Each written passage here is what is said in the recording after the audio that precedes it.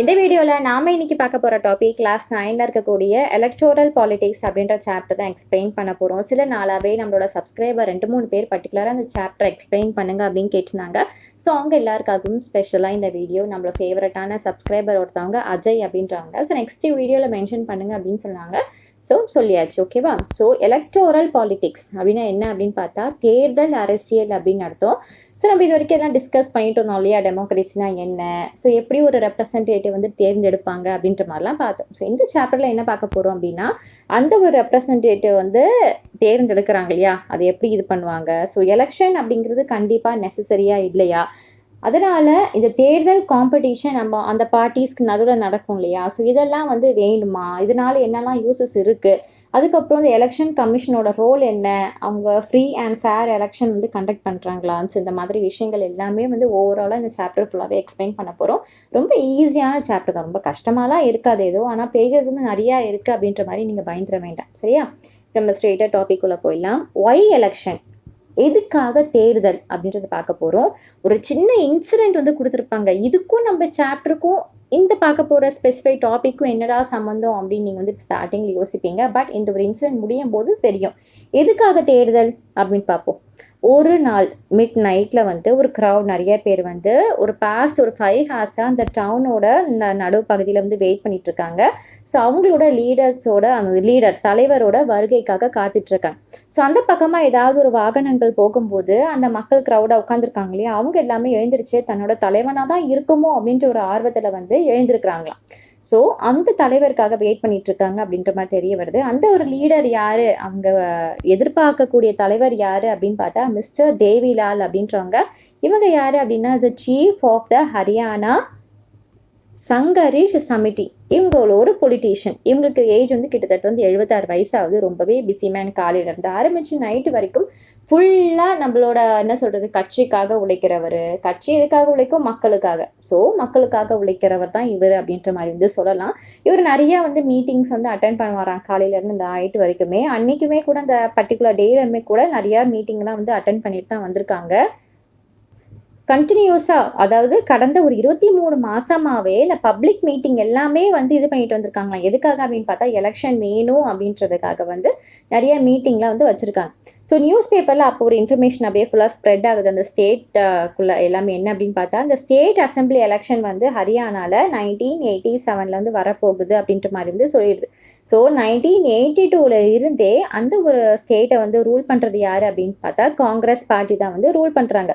So அப்போ எதிர்கட்சி தலைவராக இருந்தவர் தான் தேவிலால் அப்படின்றவங்க. ஸோ இவங்க என்ன பண்ணுறாங்க அப்படின்னா நியா யூத் அப்படின்ற ஒரு அமைப்பு வந்து உருவாக்குறாங்க. அப்படின்னா மீனிங் என்ன அப்படின்னு பார்த்தா நீதிக்கான போராட்டம் அப்படின்ற ஒரு இயக்கத்தை வந்து வழிநடத்துகிறாரு. அதுக்கப்புறமா ஒரு புது கட்சியும் வந்து ஸ்டார்ட் பண்ணுறாங்க.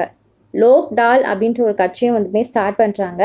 ஸோ தேர்தலில் காங்கிரஸ்க்கு எதிராக இவர் நிற்கிறாரு இல்லையா, ஸோ அந்த மாதிரி நிறைய பேர் எதிர்த்து நிற்பாங்க எதிர்கட்சிகள். ஸோ இவங்க எல்லாரையுமே ஒரு கூட்டணியாக மாதிரி வச்சுக்கிட்டு இந்த ஒரு எதிர்கட்சியாக வந்து இணைக்கிறாங்க. ஏன்னா காங்கிரஸ் வந்து எதிர்க்கிறதுக்காக. ஸோ அதுக்கப்புறம் தேர்தல் பிரச்சாரம்லாம் நடக்கும் இல்லையா, ஸோ தேர்தல் பிரச்சாரத்தில் இவர் என்னெல்லாம் செய்வார் அப்படின்ற ஒரு வாக்குறுதிகளை வந்து எல்லா தலைவர்களுமே கொடுப்பாங்க. ஸோ இவர் என்ன இவரோட பிரச்சாரத்தில் என்ன மாதிரி வாக்குறுதிகள் என்ன மாதிரி ஆஃபர்ஸ்லாம் மக்களுக்கு கொடுத்தாங்க அப்படின்னா, நான் மட்டும் இந்த மாதிரி நான் வின் பண்ணேன் அப்படின்னா நிறையா ஃபார்மர்ஸ் இருப்பாங்களே, விவசாயிங்க, அதுக்கப்புறம் சிறு தொழில் செய்பவங்க எல்லாமே லோன் வாங்கியிருப்பாங்க. ஸோ அவங்க வாங்கின லோன் எல்லாமே நான் வந்து தள்ளுபடி செஞ்சுருவேன், நீங்கள் என்னை ஜெயிக்க வச்சிங்கன்னா அந்த மாதிரி ஆஃபர்ஸ் எல்லாம் கொடுத்ததுமே இவர் சொன்ன அந்த ஆஃபர்ஸ் எல்லாமே வந்து மக்களுக்கு வந்து பிடிச்சிடுது. ஸோ அப்போ பார்த்து கவர்மெண்ட் மேலே மக்களுக்கு அந்த அளவுக்கு ஒரு ஈடுபாடு இல்லை அப்படின்ற மாதிரி அந்த ஒரு சுச்சுவேஷனும் போச்சு. ஸோ தேவிலால் வந்து அவங்க வாக்குறுதியால் மக்கள் கிட்ட நிறைய ஆதரவு வந்து சேகரிச்சாரு. ஸோ அப்போ நடந்த எலெக்ஷனில் என்ன ஆனார் அப்படின்னா ஜெயிச்சிட்டார். ஸோ நிறைய சப்போர்ட்டர்ஸ் எல்லாமே இது பண்ணாங்க. ஸோ இவருக்கு நிறைய மக்கள் வந்து ஆதரவாக இது பண்ணி ஓட்லாம் போட்டாங்க அப்படின்னு மாதிரி சொல்லலாம். ஒரு மாபெரும் வெற்றி. அதாவது கிட்டத்தட்ட 90 சீட்ஸுக்கு 76 votes வந்து சீட்ஸ் வந்து இவர் வந்து வின் பண்ணாங்களாம் இந்த ஸ்டேட் அசம்பிளியில். ஸோ இவரோட தனிப்பட்ட முறையில் அந்த லோக் டால் இருக்காங்களே, இவங்களோட தனிப்பட்ட முறையில் மட்டும் 60 சீட்டும் மற்ற இவரோட பார்ட்டிஸ் எல்லாமே சேர்ந்தா வின் பண்ணியிருப்பாங்க. ஸோ இவங்களை ஓவராலாக சேர்த்து இவர் தனிப்பட்ட முறையில் 60 சீட்டு, ஸோ அவங்களோட சப்போர்ட்டர்ஸ் பார்ட்டிஸ் எல்லாம் சேர்த்து டோட்டலாக 76 சீட்ஸ் வந்து ஒன் பண்ணியிருக்காங்க. ஸோ அப்போது வந்து காங்கிரஸ் வந்து என்னென்னா மொத்தம் 5 ஓட்டில் தான் வந்து வின் ஆயிருந்துதான். ஸோ இந்த எலெக்ஷன் ரிசல்ட் அனௌன்ஸ் பண்ணதுமே அப்போ இருந்த சிஎம்மாக இருக்கிறவங்க ரிசைன் ஆகணும் இல்லையா? சரி, ரிசைன் ஆகிட்டு மறுபடியும் அந்த members of legislative assembly MLA, okay, MLA இந்த லோக் டால் இருக்கிறவங்க தான் இப்போ எம்எல்ஏவை மாறிடுவாங்க, ஜெயிச்சிட்டாங்க இல்லையா? ஸோ அவங்க எல்லாருமே இப்போ வந்து எம்எல்ஏவை இதாக இது பண்ணுறாங்க. ஸோ கவர்மெண்ட் வந்து நீங்கள் பதவி ஏற்கணும் அப்படின்ட்டு வந்து இன்வைட் பண்ணுறாங்க. ஸோ நெக்ஸ்ட்டு சிஎம் யார் அப்படின்னு பார்த்தா இப்போ வந்து லோக் டால் தான். ஸோ அந்த எலெக்ஷனோட ரிசல்ட் வந்து ஒரு 3ஆவது நாளில் என்ன ஆகுறாருன்னா, இவர் வந்து புது சிஎம்மாக வந்து பதவி ஏற்கிறாரு. ஸோ இவர் வந்து ஒரு சில ஆஃபர்ஸ்லாம் பண்ணி ப்ராமிசஸ்லாம் பண்ணி தானே இப்போ பண்ணியிருக்காங்க, மக்கள் மனசில் இடம் பிடிச்சிருக்காங்க. ஸோ வந்ததுமே கரெக்டாக அந்த வேலை எல்லாமே வந்து இது பண்ணிடுறாங்க. ஓகே, அந்த லோன் எல்லாமே வந்து தள்ளுபடியும் வந்து பண்ணிடுறாங்களாம். ஸோ இவருடைய ஆட்சி காலம் ஒரு 4 ஆண்டுக்கு அப்படியே நீடிக்குது. அதுக்கப்புறம் 5வது வருஷம் மறுபடியும் வந்து எலெக்ஷன் வந்து நடக்குது, இந்த இயர் ஆஃப் 1991. ஸோ இந்த டைம் என்ன ஆகுது அப்படின்னா, இவர் வந்து ஜெயிக்கலை. ஸோ காங்கிரஸ் வந்து மறுபடியும் வந்து பண்ணிட்டாங்க, கவர்மெண்ட்டை வந்து ஆட்சி பண்ண ஸ்டார்ட் பண்ணிட்டாங்க. ஸோ இப்போ வந்து பார்த்தோம், ஆல்ரெடி கவர்மெண்ட் இருந்தது. ஸோ மக்கள்கிட்ட ஒரு சில கருத்தை வேறுபட்டதுனால மறுபடியும் லோக்டால் வந்து வின் பண்ணாங்க. மறுபடியும் இவர் அந்த பீரியட்குள்ளே ஆட்சி பண்ணிட்டு மறுபடியும் காங்கிரஸ் வந்து ஆகுது. நம்ம வந்து டாபிக் என்ன பார்த்தோம்? ஒய் எலெக்ஷன், எதுக்காக தேர்தல் அப்படின்னு பார்த்தோம். ஸோ ஒரு குறிப்பிட்ட காலத்துக்கு மக்கள் யாரை தேர்ந்தெடுக்கிறாங்களோ அவங்க ரெப்ரசன்டேட்டிவாக வந்து இருந்துட்டு மக்களுக்காக வந்து சர்வ் பண்ணுறாங்க.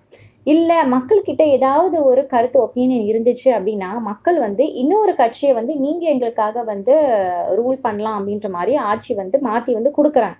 ஸோ இப்படி ஒரு வசதி இருக்குது இந்த எலெக்ஷன்ஸில். ஸோ இதனால தான் வந்து எலெக்ஷன்ஸ் அப்படிங்கிறது முக்கியம். ஒய் எலெக்ஷன் அப்படின்னு பார்த்தோம் இல்லையா? இப்போ நம்ம நெக்ஸ்ட் பார்க்க போகிறது why do we need election. எதுக்காக இந்த எலெக்ஷன் தேவை, எதுக்கு எலெக்ஷன் பார்த்தோம், இந்த எலெக்ஷன் வைக்கிறதுனால நமக்கு என்ன தேவை இருக்குது, நமக்கு என்ன ஒரு யூஸ் இருக்குது அப்படின்றத வந்து பார்க்க போகிறோம். இப்போ ஒரு கண்ட்ரி வந்து டெமோக்ரஸியாக இருக்குது அப்படின்னா அந்த ஒரு கண்ட்ரிக்கு எலெக்ஷன் அப்படிங்கிறது ஒரு முக்கியம்தான். நம்ம வேர்ல்டு ஃபுல்லாக எடுத்துக்கிட்டால் கிட்டத்தட்ட 100 கண்ட்ரீஸ்க்கு மேலே எலெக்ஷன் வந்து கண்டக்ட் பண்ணுறாங்க. ஸோ அவங்க பீப்புளோட ரெப்ரசன்டேட்டிவாக ஒருத்தவங்க செலக்ட் பண்ணி அவங்க கவர்மெண்ட் வந்து ஃபார்ம் பண்ணுறதுக்கு உதவி வந்து பண்ணுறாங்க. இப்போ நீங்கள் யோசிச்சு பாருங்களேன், ஒரு எலெக்ஷனே இல்லை அப்படின்னா, நம்ம ஃபர்ஸ்ட் சாப்டரில் நம்ம ஏற்கனவே வந்து டிஸ்கஸ் பண்ணியிருப்போம், ஒரு இடத்துல எலெக்ஷனே இல்லை அப்படிங்கும்போது அது பாசிபிளா அப்படின்னு பார்க்கலாம். ஏன்னா இப்போ ஒரு மக்களுக்காக ஏதோ டிசிஷன் தேர்ந்தெடுக்கணும் அப்படிங்கும்போது எல்லா மக்களும் ஒன்றா உட்காந்து அவங்க டெய்லி அவங்க டிஸ்கஷன்லாம் வந்து பண்ண முடியுமா? பண்ணவே முடியாத ஒரு விஷயம். அதுக்கு தகுந்த ஒரு ஸ்பேஸும் இல்லை. ஸோ அவங்களுக்கு அந்த என்ன சொல்கிறது, எல்லாருக்குமே அந்த டைம் அப்படிங்கிறதும் இல்லை, எல்லாருக்குமே டிசிஷன் எடுக்கக்கூடிய நாலேஜ் அப்படிங்கிறதும் இல்லை. ஸோ இது நடக்காத ஒரு விஷயம் அப்படிங்கிறதுனால தான் மக்கள் எல்லாருமே சேர்ந்து ஒருத்தரை தேர்ந்தெடுத்து நீங்கள் வந்து எங்களுக்காக வந்து நிறைய முறைகள் நிறைய வழி நடத்துங்க, எங்களை ரூல் பண்ணுங்க அந்த மாதிரி வந்து சொல்லியிருக்காங்க இல்லையா? ஸோ இந்த டெமோக்ரஸி அப்படிங்கிறது ரூல் பண்ணுறது அப்படிங்கிறது பீப்புள் தான். ஆனால் அது யார் மூலியமாக அப்படின்னு பார்த்தா அந்த ரெப்ரசன்டேட்டிவ் மூலியமா. ஓகேவா? ஸோ இதுக்காக தான் அந்த கண்ட்ரியில் எலெக்ஷன் அப்படிங்கிறது வேணும். ஒருவேளை யோசிப்பாங்களே, இந்த ரெப்ரசன்டேட்டிவ் செலக்ட் பண்ணுற விதம் எப்படி இருந்திருக்கும், ஒருவேளை வந்து இந்த எலெக்ஷன் வைக்காம அவங்களோட ஏஜ் வச்சு அவங்களோட எக்ஸ்பீரியன்ஸ் வச்சு நம்ம செலக்ட் பண்ணியிருந்தோம் அப்படின்னா நிறைய டிஃபிகல்ட்டிஸ் இருக்குது. ஏன்னா யார் வந்து ரொம்ப எக்ஸ்பீரியன்ஸ் ஆனவங்க, யார் ரொம்ப படித்தவங்க அப்படின்றது ஒரு கிளாரிட்டி வந்து இல்லாமல் போயிருக்கும். ஸோ இதை வந்து ஃபைன் பண்ணுறதுக்காக தான் மக்கள் வந்து என்ன பண்ணுறாங்கன்னா, ஒரு ரெப்ரசன்டேட்டிவ் வந்து எப்படி எலெக்ஷன் மூலயமா வந்து தேர்ந்தெடுக்கிறாங்க. ஏன்னா அவங்களுக்கு ஒரு நம்பிக்கை தர வண்ணம் வந்து அவங்களுக்கு வேணும். ஏன்னா அந்த ரெப்ரசன்டேட்டிவ் வந்து ஒரு சில வாக்குறுதிகள்லாம் கொடுப்பாங்க இல்லையா, நான் இது மாதிரிலாம் செய்வேன் மீன்ஸ் அப்படி சொல்லாமலே மக்களுக்கு வந்து புரிய வைக்கணும். இல்லை நம்ம இவங்களை செலக்ட் பண்ணோம் அப்படின்னா இவங்க நமக்காக வந்து பேசுவாங்க அப்படின்ற மாதிரி ஒரு கட்டத்துக்கு ஒரு ட்ரஸ்ட்டுக்கு வந்து ஒரு கொண்டு வரணும். ஸோ இதுக்கு வந்து ஒரு மெக்கானிசம் வேணும். என்ன அப்படின்னு பார்த்தா, people can choose the representative. People வந்து அவங்களோட ரெப்ரசன்டேட்டிவ் அவங்க தேர்ந்தெடுக்கலாம் அட் ரெகுலர் இன்டர்வல். ஒரு ரெகுலர் இன்டர்வல் இருக்குது. அந்த இன்டர்வல் முடிச்சதுக்கு அப்புறமா அவங்களுக்கு பிடிச்சது போயிடுச்சு அப்படின்னா மறுபடியும் அவங்களை கண்டினியூ பண்ணுற மாதிரி பண்ணலாம். இல்லை எங்களுக்கு போதும் அப்படிங்கும்போது தூக்கி போட்டுட்டு வேறு ஒரு ரெப்ரசன்டேட்டிவ் வைக்கலாம். ஸோ இதுக்கு பேர் தான், இந்த ஒரு மெக்கானிசம் பேர் தான் எலெக்ஷன். ஓகேவா? ஒரு குறிப்பிட்ட டைமுக்கு ஒரு சிலவங்க வந்து ஆட்சி பண்ணலாம். எலெக்ஷன்ஸில் ஓட்டு போடுவாங்களே அவங்க எல்லாரையும் ஓட்டர்ஸ் அப்படின்னு சொல்லுவோம். ஸோ அவங்களோட சாய்ஸஸ் அவங்க மேக் பண்ணிக்கலாம். என்ன அப்படின்னு பார்த்தா, they can choose who will make law for them. அவங்களுக்காக மக்களுக்காக யாரை லா வந்து உருவாக்குறாங்களோ அவங்கள வந்து அவங்க தேர்ந்தெடுக்கலாம். they can choose who for the government and take major decision. எந்த ஒரு மேஜர் டிசிஷன்னாலும் எடுக்கிறதுக்கு வந்து யார் முன் வராங்களோ மக்கள் வந்து அவங்க தேர்ந்தெடுக்கலாம். And they choose party whose policy will guide the government and make laws. யார் வந்து கவர்மெண்ட்டை வந்து அதோட பாலிசிஸ் எல்லாமே கரெக்டாக கைட் பண்ணுவாங்க, யார் வந்து லாஸ்லாம் மேக் பண்ணுவாங்களோ, ஸோ அந்த பார்ட்டியை வந்து மக்கள் வந்து தேர்ந்தெடுக்கலாம். ஸோ எல்லா சாய்ஸஸுமே ஓட்டர்ஸ் கிட்ட தான் இருக்குது. அதாவது நம்ம ஓட்டு போடுறோம் இல்லையா, நம்ம கையில் தான் எல்லா இதுவுமே இருக்குது. ஒரு மினிமம் கண்டிஷன் டெமோக்ராட்டிக் எலெக்ஷனுக்கு வேணுமா, என்னெல்லாம் அப்படின்றது மாதிரி பார்க்கலாம். Every one able to choose, அதாவது எல்லாருக்குமே ஒரு ஓட்டு அப்படிங்கிறது கண்டிப்பாக, அது 1 person 1 vote சொல்லும் இல்லையா, ஸோ எல்லாருக்குமே ஒரு ஓட்டு அப்படிங்கிறது இருக்குது. 18 வயசு தாண்டினாவே ஓட்டு போட உரிமை வந்து எல்லாருக்குமே உண்டு. ஸோ எவ்ரி ஓட்டுக்குமே ஒரு ஈக்குவல் வேல்யூ இருக்குது. என்னோட ஓட்டுக்கு தான் வேல்யூ, உன்னோட ஓட்டுக்கு வந்து வேல்யூ கிடையாது அப்படிலாம் ஒன்றும் கிடையாது. ஒவ்வொரு ஓட்டுக்குமே எல்லாமே ஈக்குவல் வேல்யூவாக தான் கன்சிடர் பண்ணுவாங்க. இரண்டாவது என்னன்னு பார்த்தா, பார்ட்டிஸ் அண்ட் கேண்டிடேட்ஸ்லாம் இருக்காங்க இல்லையா, ஸோ இவங்க வந்து தேர்தலில் போட்டியிட வந்து ரொம்ப சுதந்திரமாக வந்து இருக்கணுமா. ஸோ அவங்க கொடுக்கக்கூடிய ஆஃபர்ஸ், அவங்க கொடுக்கக்கூடிய அந்த வாக்குறுதிகள் எல்லாமே ஓட்டர்ஸ்க்கு வந்து ஒரு உண்மையாக இருக்கணுமா. பொய்யா தற்காலத்துக்கு நான் இந்த ஆட்சி அமைச்சேன் அப்படின்னா இதெல்லாம் நான் உங்களுக்கு செய்வேன், நான் அதை செய்வேன், ஸ்கூல் கட்டுவேன், ஹாஸ்பிட்டல் கட்டுவேன் அப்படின்ட்டு இதெல்லாம் வந்து நடந்த மாதிரி ஒரு உண்மையான விஷயம். நீங்கள் நிஜமாவே அப்படி பண்ணுவீங்க, ஒரு ஸ்கூல் கட்டுவீங்க, ஒரு ஸ்கூல் டெவலப்மெண்ட்டுக்கு ஏதாவது பண்ணுவீங்க, ஒரு ஹாஸ்பிட்டல் கட்டுவீங்க அப்படின்னு நிஜமாவே நீங்கள் வந்து செய்ய போகிறீங்க அப்படின்னா அதை தான் வந்து சொல்லலாம். இந்த பண்ணாத ஒரு விஷயத்த சும்மா ஒரு வாக்குறுதிகளை அள்ளி தெளிக்கணும் அப்படின்ற மாதிரி வந்து இருக்கக்கூடாது. இதெல்லாம் வந்து ஒரு பேசிக்கான கண்டிஷன்ஸ். அதுக்கப்புறமா மூணாவது, எலெக்ஷன்ஸ் வந்து ஒரு இன்டர்வல் பேசிஸில் நடக்கும். நான் சொன்னாலே ஒரு ஃபியூ இயர்ஸ், நம்மளோட இதில் நம்மளோட இந்தியா பொறுத்த வரைக்கும் 5 இயர்ஸ்க்கு ஒன்ஸ் வந்து எலெக்ஷன் வந்து நடக்கும். ஸோ ஒரு ஃபியூ இயர்ஸ்க்கு சர்டன் பீரியடில் வந்து இந்த எலெக்ஷன் வந்து கண்டக்ட் பண்ணணும். ஃபோர்த்து, மக்கள் வந்து யாரை விரும்புகிறாங்களோ அந்த வேட்பாளர் தான் தேர்ந்தெடுக்கணும். ஓகேவா, நாங்கள்லாம் போட்டோம்ப்பா, ஆனால் அந்த ஓட்டுக்கெலாம் மரியாதையே இல்லை அப்படின்ட்டுன்னு வேறு ஒருத்தவங்க வந்து ரெப்ரசன்டேட்டிவ் போய் உட்கார முடியாது. ஸோ மக்கள் யாரை தேர்ந்தெடுக்கிறாங்களோ அவங்க தான் மக்களோட பிரதிநிதியாக போக முடியும். அஞ்சாவது என்ன அப்படின்னு பார்த்தா, எலெக்ஷன்ஸ் வந்து எப்பவுமே ஃப்ரீ ஆஃப் காஸ்ட்டாக தான் இருக்கணும். இந்த காசு கொடுத்தா நான் வந்து ஓட்டு போட விடுவேன் அந்த மாதிரி எதுவுமே வந்து இருக்கக்கூடாது. நியாயமான முறையிலுமே இந்த எலெக்ஷன்ஸ் அப்படிங்கிறது நடக்கணும். நான் காசு கொடுத்துறேன், எனக்கு ஓட்டு போடுறியா, ஸோ இதெல்லாம் வந்து ஒரு அநியாயமான முறை. ஓகேவா, ஸோ ஒரு எலெக்ஷன்ஸ் அப்படிங்கிறது ஃப்ரீ ஆஃப் காஸ்ட்டாகவும் இருக்கணும், ஒரு நியாயமான முறையிலையுமே வந்து இருக்கணும். ஸோ பீப்புள் வந்து நிஜமாவே அவங்க யாரை விரும்புகிறாங்களோ அவங்களுக்கு வந்து ஓட்டு போடிய ஒரு உரிமை, ஒரு சுதந்திரம் அப்படிங்கிறது அவங்களுக்கு இருக்கணும். ஸோ இதெல்லாம் தான் ஒரு பேசிக்கான ஒரு கண்டிஷன் ஆஃப் அ டெமோக்ராட்டிக் எலெக்ஷனுக்காக. என்னடா இதெல்லாம் ஒரு கண்டிஷன்ஸா, இதெல்லாம் ஒரு பேசிக்கா அப்படின்னு கேட்டால், கண்டிப்பாக இதை நம்ம பார்க்கும்போது படிக்கும்போது ஈஸியாக இருக்கும், ஆனால் அதை ஃபாலோ பண்ணணும் அப்படிங்கும்போது கஷ்டமாக இருக்கும். ஏன்னா இன்னும் நிறைய கண்ட்ரீஸ் வந்து இந்த கண்டிஷன்ஸே ஒரு ஃபுல்ஃபில் பண்ணுறதுக்கு அப்படிங்கிறது இன்னுமே வந்து கஷ்டப்பட்டுட்டு தான் இருக்காங்க. ஃபுல்ஃபில்லே பண்ணலாம் அப்படின்னு மாதிரி சொல்லலாம். நெக்ஸ்ட் பார்க்க போகிற டாபிக் வந்து is good to have the political competition. இப்போ நம்ம தமிழ்நாட்டிலே எடுத்துக்கோங்களேன், எவ்வளோ பொலிட்டிக்கல் காம்படிஷன்ஸ் இருக்குது. இந்த நெக்ஸ்ட் இயர் வந்து இப்போ எலெக்ஷன்ஸ் வேறு போகிற போகுது. ஸோ உங்களுக்கு மேபி எல்லாமே உங்களுக்கு வந்து தெரிஞ்சிருக்கும். நீங்கள் பார்க்குறீங்க டிவியில், சோஷியல் மீடியாவில், பேப்பர்ஸில் எல்லாம் மக்கள், ஸ்டூடெண்ட்ஸ் உங்களுக்குள்ள ஃப்ரெண்ட்ஸ்குள்ளே டிஸ்கஸ் பண்ணுறது எல்லாமே வந்து பார்ப்பீங்க. கண்டிப்பாக வந்து டிஸ்கஸ் பண்ணிட்டு தான் இருந்திருப்பீங்க. ஸோ உங்களுக்கு பிடிச்சதுக்கு ஓட்டு போடணும் நம்ம ஃப்யூச்சரில் வந்தா அப்படின்ட்டு ஒரு கனவுகளை வந்து இப்போவே உங்களுக்கு வந்து வந்திருக்கும். ஸோ அந்த டைமில் பார்த்து இப்போ நம்ம சாப்டர் வந்து படிக்க போகிறோம். ஸோ ஒரு பொலிட்டிக்கல் காம்படிஷன் இருக்கிறது ஒரு நல்லதா கெட்டதா அப்படின்ற மாதிரி வந்து பார்க்கலாம். எலெக்ஷன்ஸ்க்கு வந்து எலெக்ஷனாகவே என்னது, it's all about a political competition இல்லையா. ஒரு வெளிப்படையான காம்படிஷனே வந்து இருக்குமா. ஏன்னா ஒரு காம்படிஷனே இல்லை அப்படிங்கும்போது எலெக்ஷன்ஸ்க்கு வந்து ஒரு பாயிண்ட்லெஸ்ஸே இருக்காது. ஏன்னா யாரை தேர்ந்தெடுக்கணும் அப்படின்னு மக்கள் எல்லாம் ஓட்டு போடுவாங்க. ஸோ யார் அந்த ஓட்டு போட்டு ஜெயிப்பா அப்படிங்கிறதுல தான் ஒரு சுவாரஸ்யமே இருக்குது. இப்போ யாருமே இல்லைப்பா, ஒருத்தர் தான் இருக்காங்க, நான் மட்டும் தான் வந்து இருக்க போகிறேன் அப்படிங்கும்போது அது எலெக்ஷன்ஸ் வைக்கிறதுக்கு ஒரு பாயிண்டே இல்லாமல் போயிடுது இல்லையா. ஸோ காம்படிஷன் அப்படிங்கிறது பொதுவான ஒரு விஷயம். ஆனால் இது நல்லதா இருக்கா அப்படின்னு பார்த்தா இதில் வந்து நிறைய டீமெரிட்ஸ் இருக்குது. நல்லதும் இருக்குது, ஆனால் ஏகப்பட்ட டீமெரிட்ஸ் இருக்குது. என்ன அப்படின்னா, இது வந்து ஒரு டிஸ்யூனிட்டியை வந்து கொண்டு வருமா, அதுக்கப்புறம் ஃபேசினேஷனை வந்து கொண்டு வருமா, அதுக்கப்புறமா இது வந்து ஒரு ஃபேசினேலிசம் வந்து கொண்டு வருமா. அதாவது ஒரு பெரிய அமைப்பில் ஒரு சின்ன சின்ன குரூப்ஸ் உருவாகி ஒரு மாறுபட்ட கருத்துக்கள் இருக்கும் இல்லையா, உட்கட்சி பூசல். ஸோ இந்த மாதிரி விஷயங்கள் வந்து நிறையாவே இருக்கும். அதுக்கப்புறமா நிறைய பொலிட்டிக்கல் பார்ட்டிஸ் லீடர்ஸ் எல்லாமே அவங்க வந்து அலிகேஷன்ஸ், குற்றச்சாட்டுகளை வந்து மற்றவங்க மேலே வந்து நிறைய வந்து வச்சுட்டே இருப்பாங்களாம். அந்த அலிகேஷன்ஸ் எல்லாமே உண்மையாக தான் இருக்கணும் அப்படின்றது கிடையாது. அவன் வந்து தோத்துடணும் அப்படின்றதுக்காக பொய்யான அலிகேஷன்ஸ், பொய்யான குற்றச்சாட்டுகளை வந்து நிறைய வைக்கிறதுக்கு வாய்ப்புகள் இருக்குது. ஏன்னா நம்ம நாட்டில் வந்து பாசிட்டிவ் நெகட்டிவ் அப்படிங்கிறது, நெகட்டிவான எந்த விஷயமானாலும் சீக்கிரம் பரவிடும். ஸோ ஒரு பழைய தூக்கி நம்ம சட்டுன்னு போட்டுட்டு போயிட்டே இருக்கலாம். அது உண்மையா பொய்யா நம்ம ஆராய்ஞ்சு பார்க்குறதுக்குள்ள சோஷியல் மீடியாவில் ஏகப்பட்ட விஷயங்கள் அது பரவி பொய்யான விஷயம் கூட உண்மை அப்படின்ற மாதிரி நிறைய பேர் மனசு வந்து பதிவாயிடும் இல்லையா. ஸோ இந்த மாதிரி ஒரு நடக்கிறதுக்கு நிறைய வாய்ப்புகள் வந்து இருந்திருக்கு.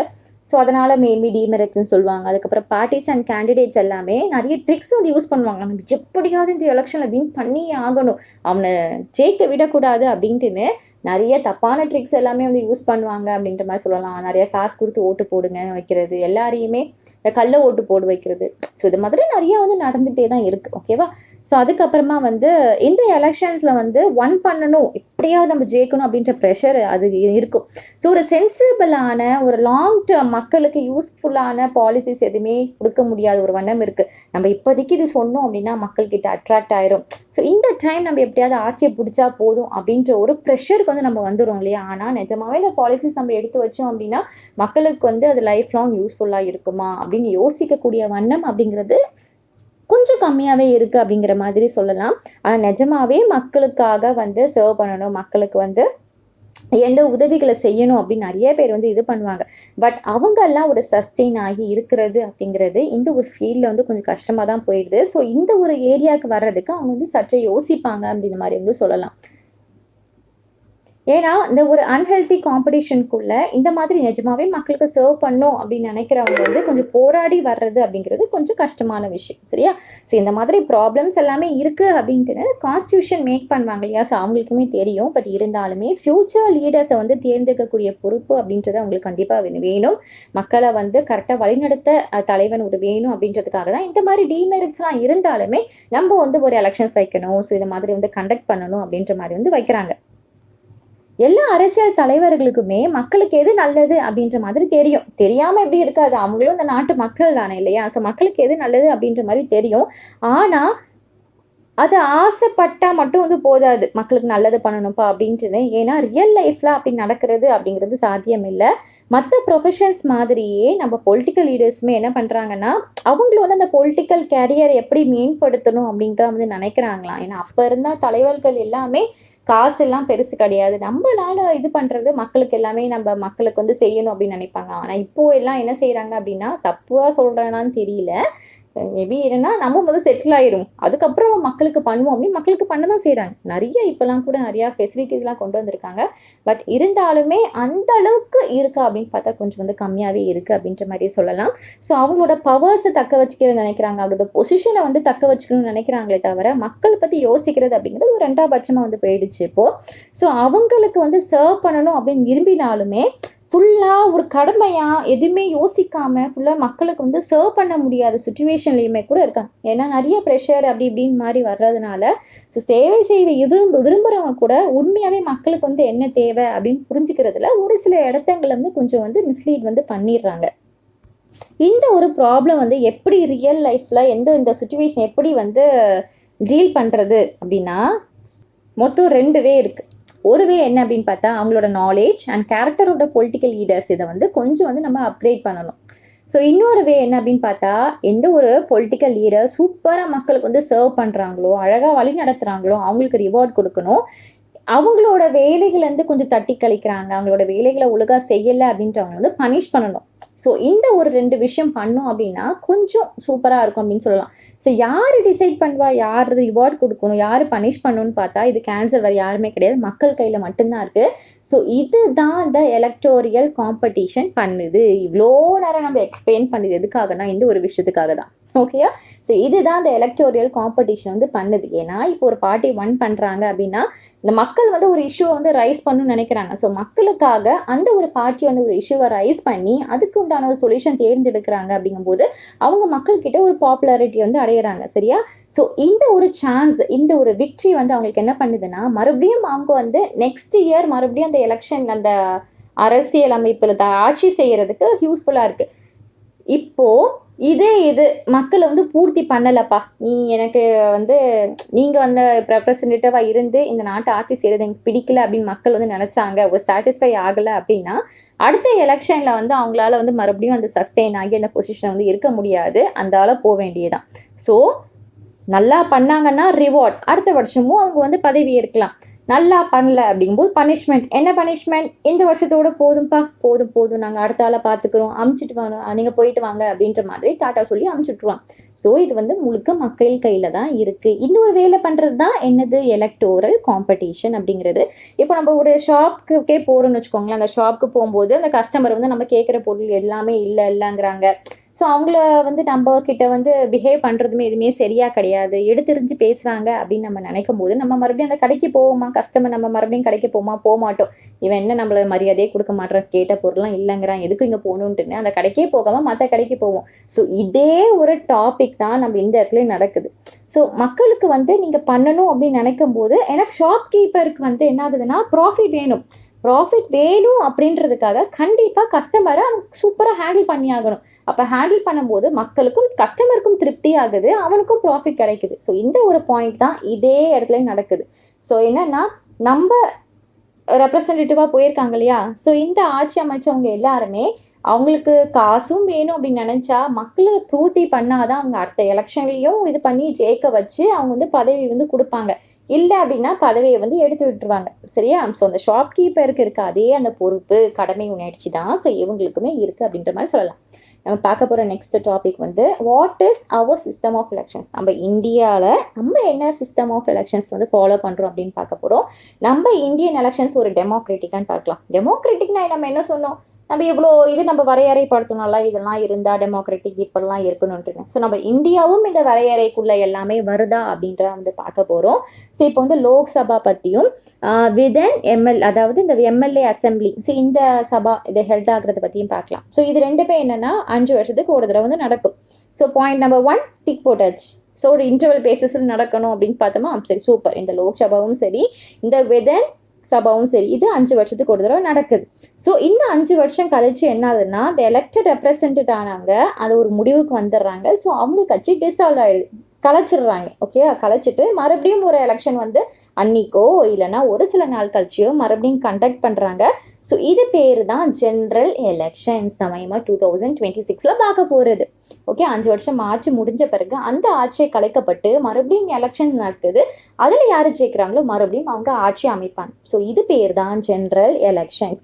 சில சமயங்களில் இந்த ஜென்ரல் எலெக்ஷன்ஸை தாண்டி ஒவ்வொரு கான்ஸ்டியூஷன்ஸ்லையுமே என்னன்னா ஒரு மெம்பர் டெத் ஆயிட்டாலோ இல்லை ரிசைன் ஆயிட்டாலோ அந்த தனிப்பட்ட மாகாணத்துக்கு மட்டும் அந்த தொகுதி, ஓகே, அந்த தொகுதிக்கு மட்டும் எலெக்ஷன்ஸ் வைப்பாங்களாம். ஸோ அந்த எலெக்ஷன் பேர் என்ன அப்படின்னு பார்த்தா பை எலெக்ஷன்ஸ் அப்படிங்கிறது. ஸோ ஓவராலாக தொகுதிக்கு வந்து எலெக்ஷன்ஸ் வைக்கிறது ஜென்ரல் எலெக்ஷன். இப்போ ஒரு மெம்பர் டெத் ஆயிட்டாலோ ரிசைன் ஆயிட்டாலோ அந்த ஒரு வேகன்சி வெற்றிடம் வந்து காலியாயிடும். ஸோ அதில் வந்து ஒருத்தர் மெம்பரை போட்டு நிரப்பணும். ஸோ அந்த தொகுதிக்கு மட்டும் வைக்கிறது பை எலெக்ஷன்ஸ் அப்படிங்கிறது. சூப்பரா. ஸோ இந்த சாப்டர்ல நம்ம ஃபுல்லாக வந்து ஜென்ரல் எலெக்ஷன்ஸ் பற்றி தான் நம்ம வந்து பார்க்க போகிறோம். ஸோ பை எலெக்ஷன் அப்படிங்கிறது அப்படி மைண்டில் வச்சுக்கோங்க, நம்ம பின்னாடி வந்து பார்க்கலாம். சரியா? ஸோ ஃபர்ஸ்ட் வந்து இப்போ நம்ம ஹரியானா எலெக்ஷன்ஸில் பார்த்தோம் இல்லையா, மொத்தம் வந்து 90 எம்எல்ஏ வந்து பதவி ஏற்றாங்க அப்படின்ற மாதிரி. ஸோ நீங்கள் யோசிச்சு பார்க்கலாம், அந்த ஏரியாவில் எல்லா மக்களுமே அந்த ஹரியானாவில் இருக்கக்கூடிய ஓட்டு எல்லாமே வந்து மக்கள் எல்லாருமே அந்த 90 எம்எல்ஏஸ்க்குமே போட்டிருப்பாங்களா? எல்லாருமே போட்டிருப்பாங்களா? மற்ற எம்எல்ஏக்கே போட்டிருக்க மாட்டாங்களா அப்படின்னு பார்த்தா அப்படிலாம் கிடையாது.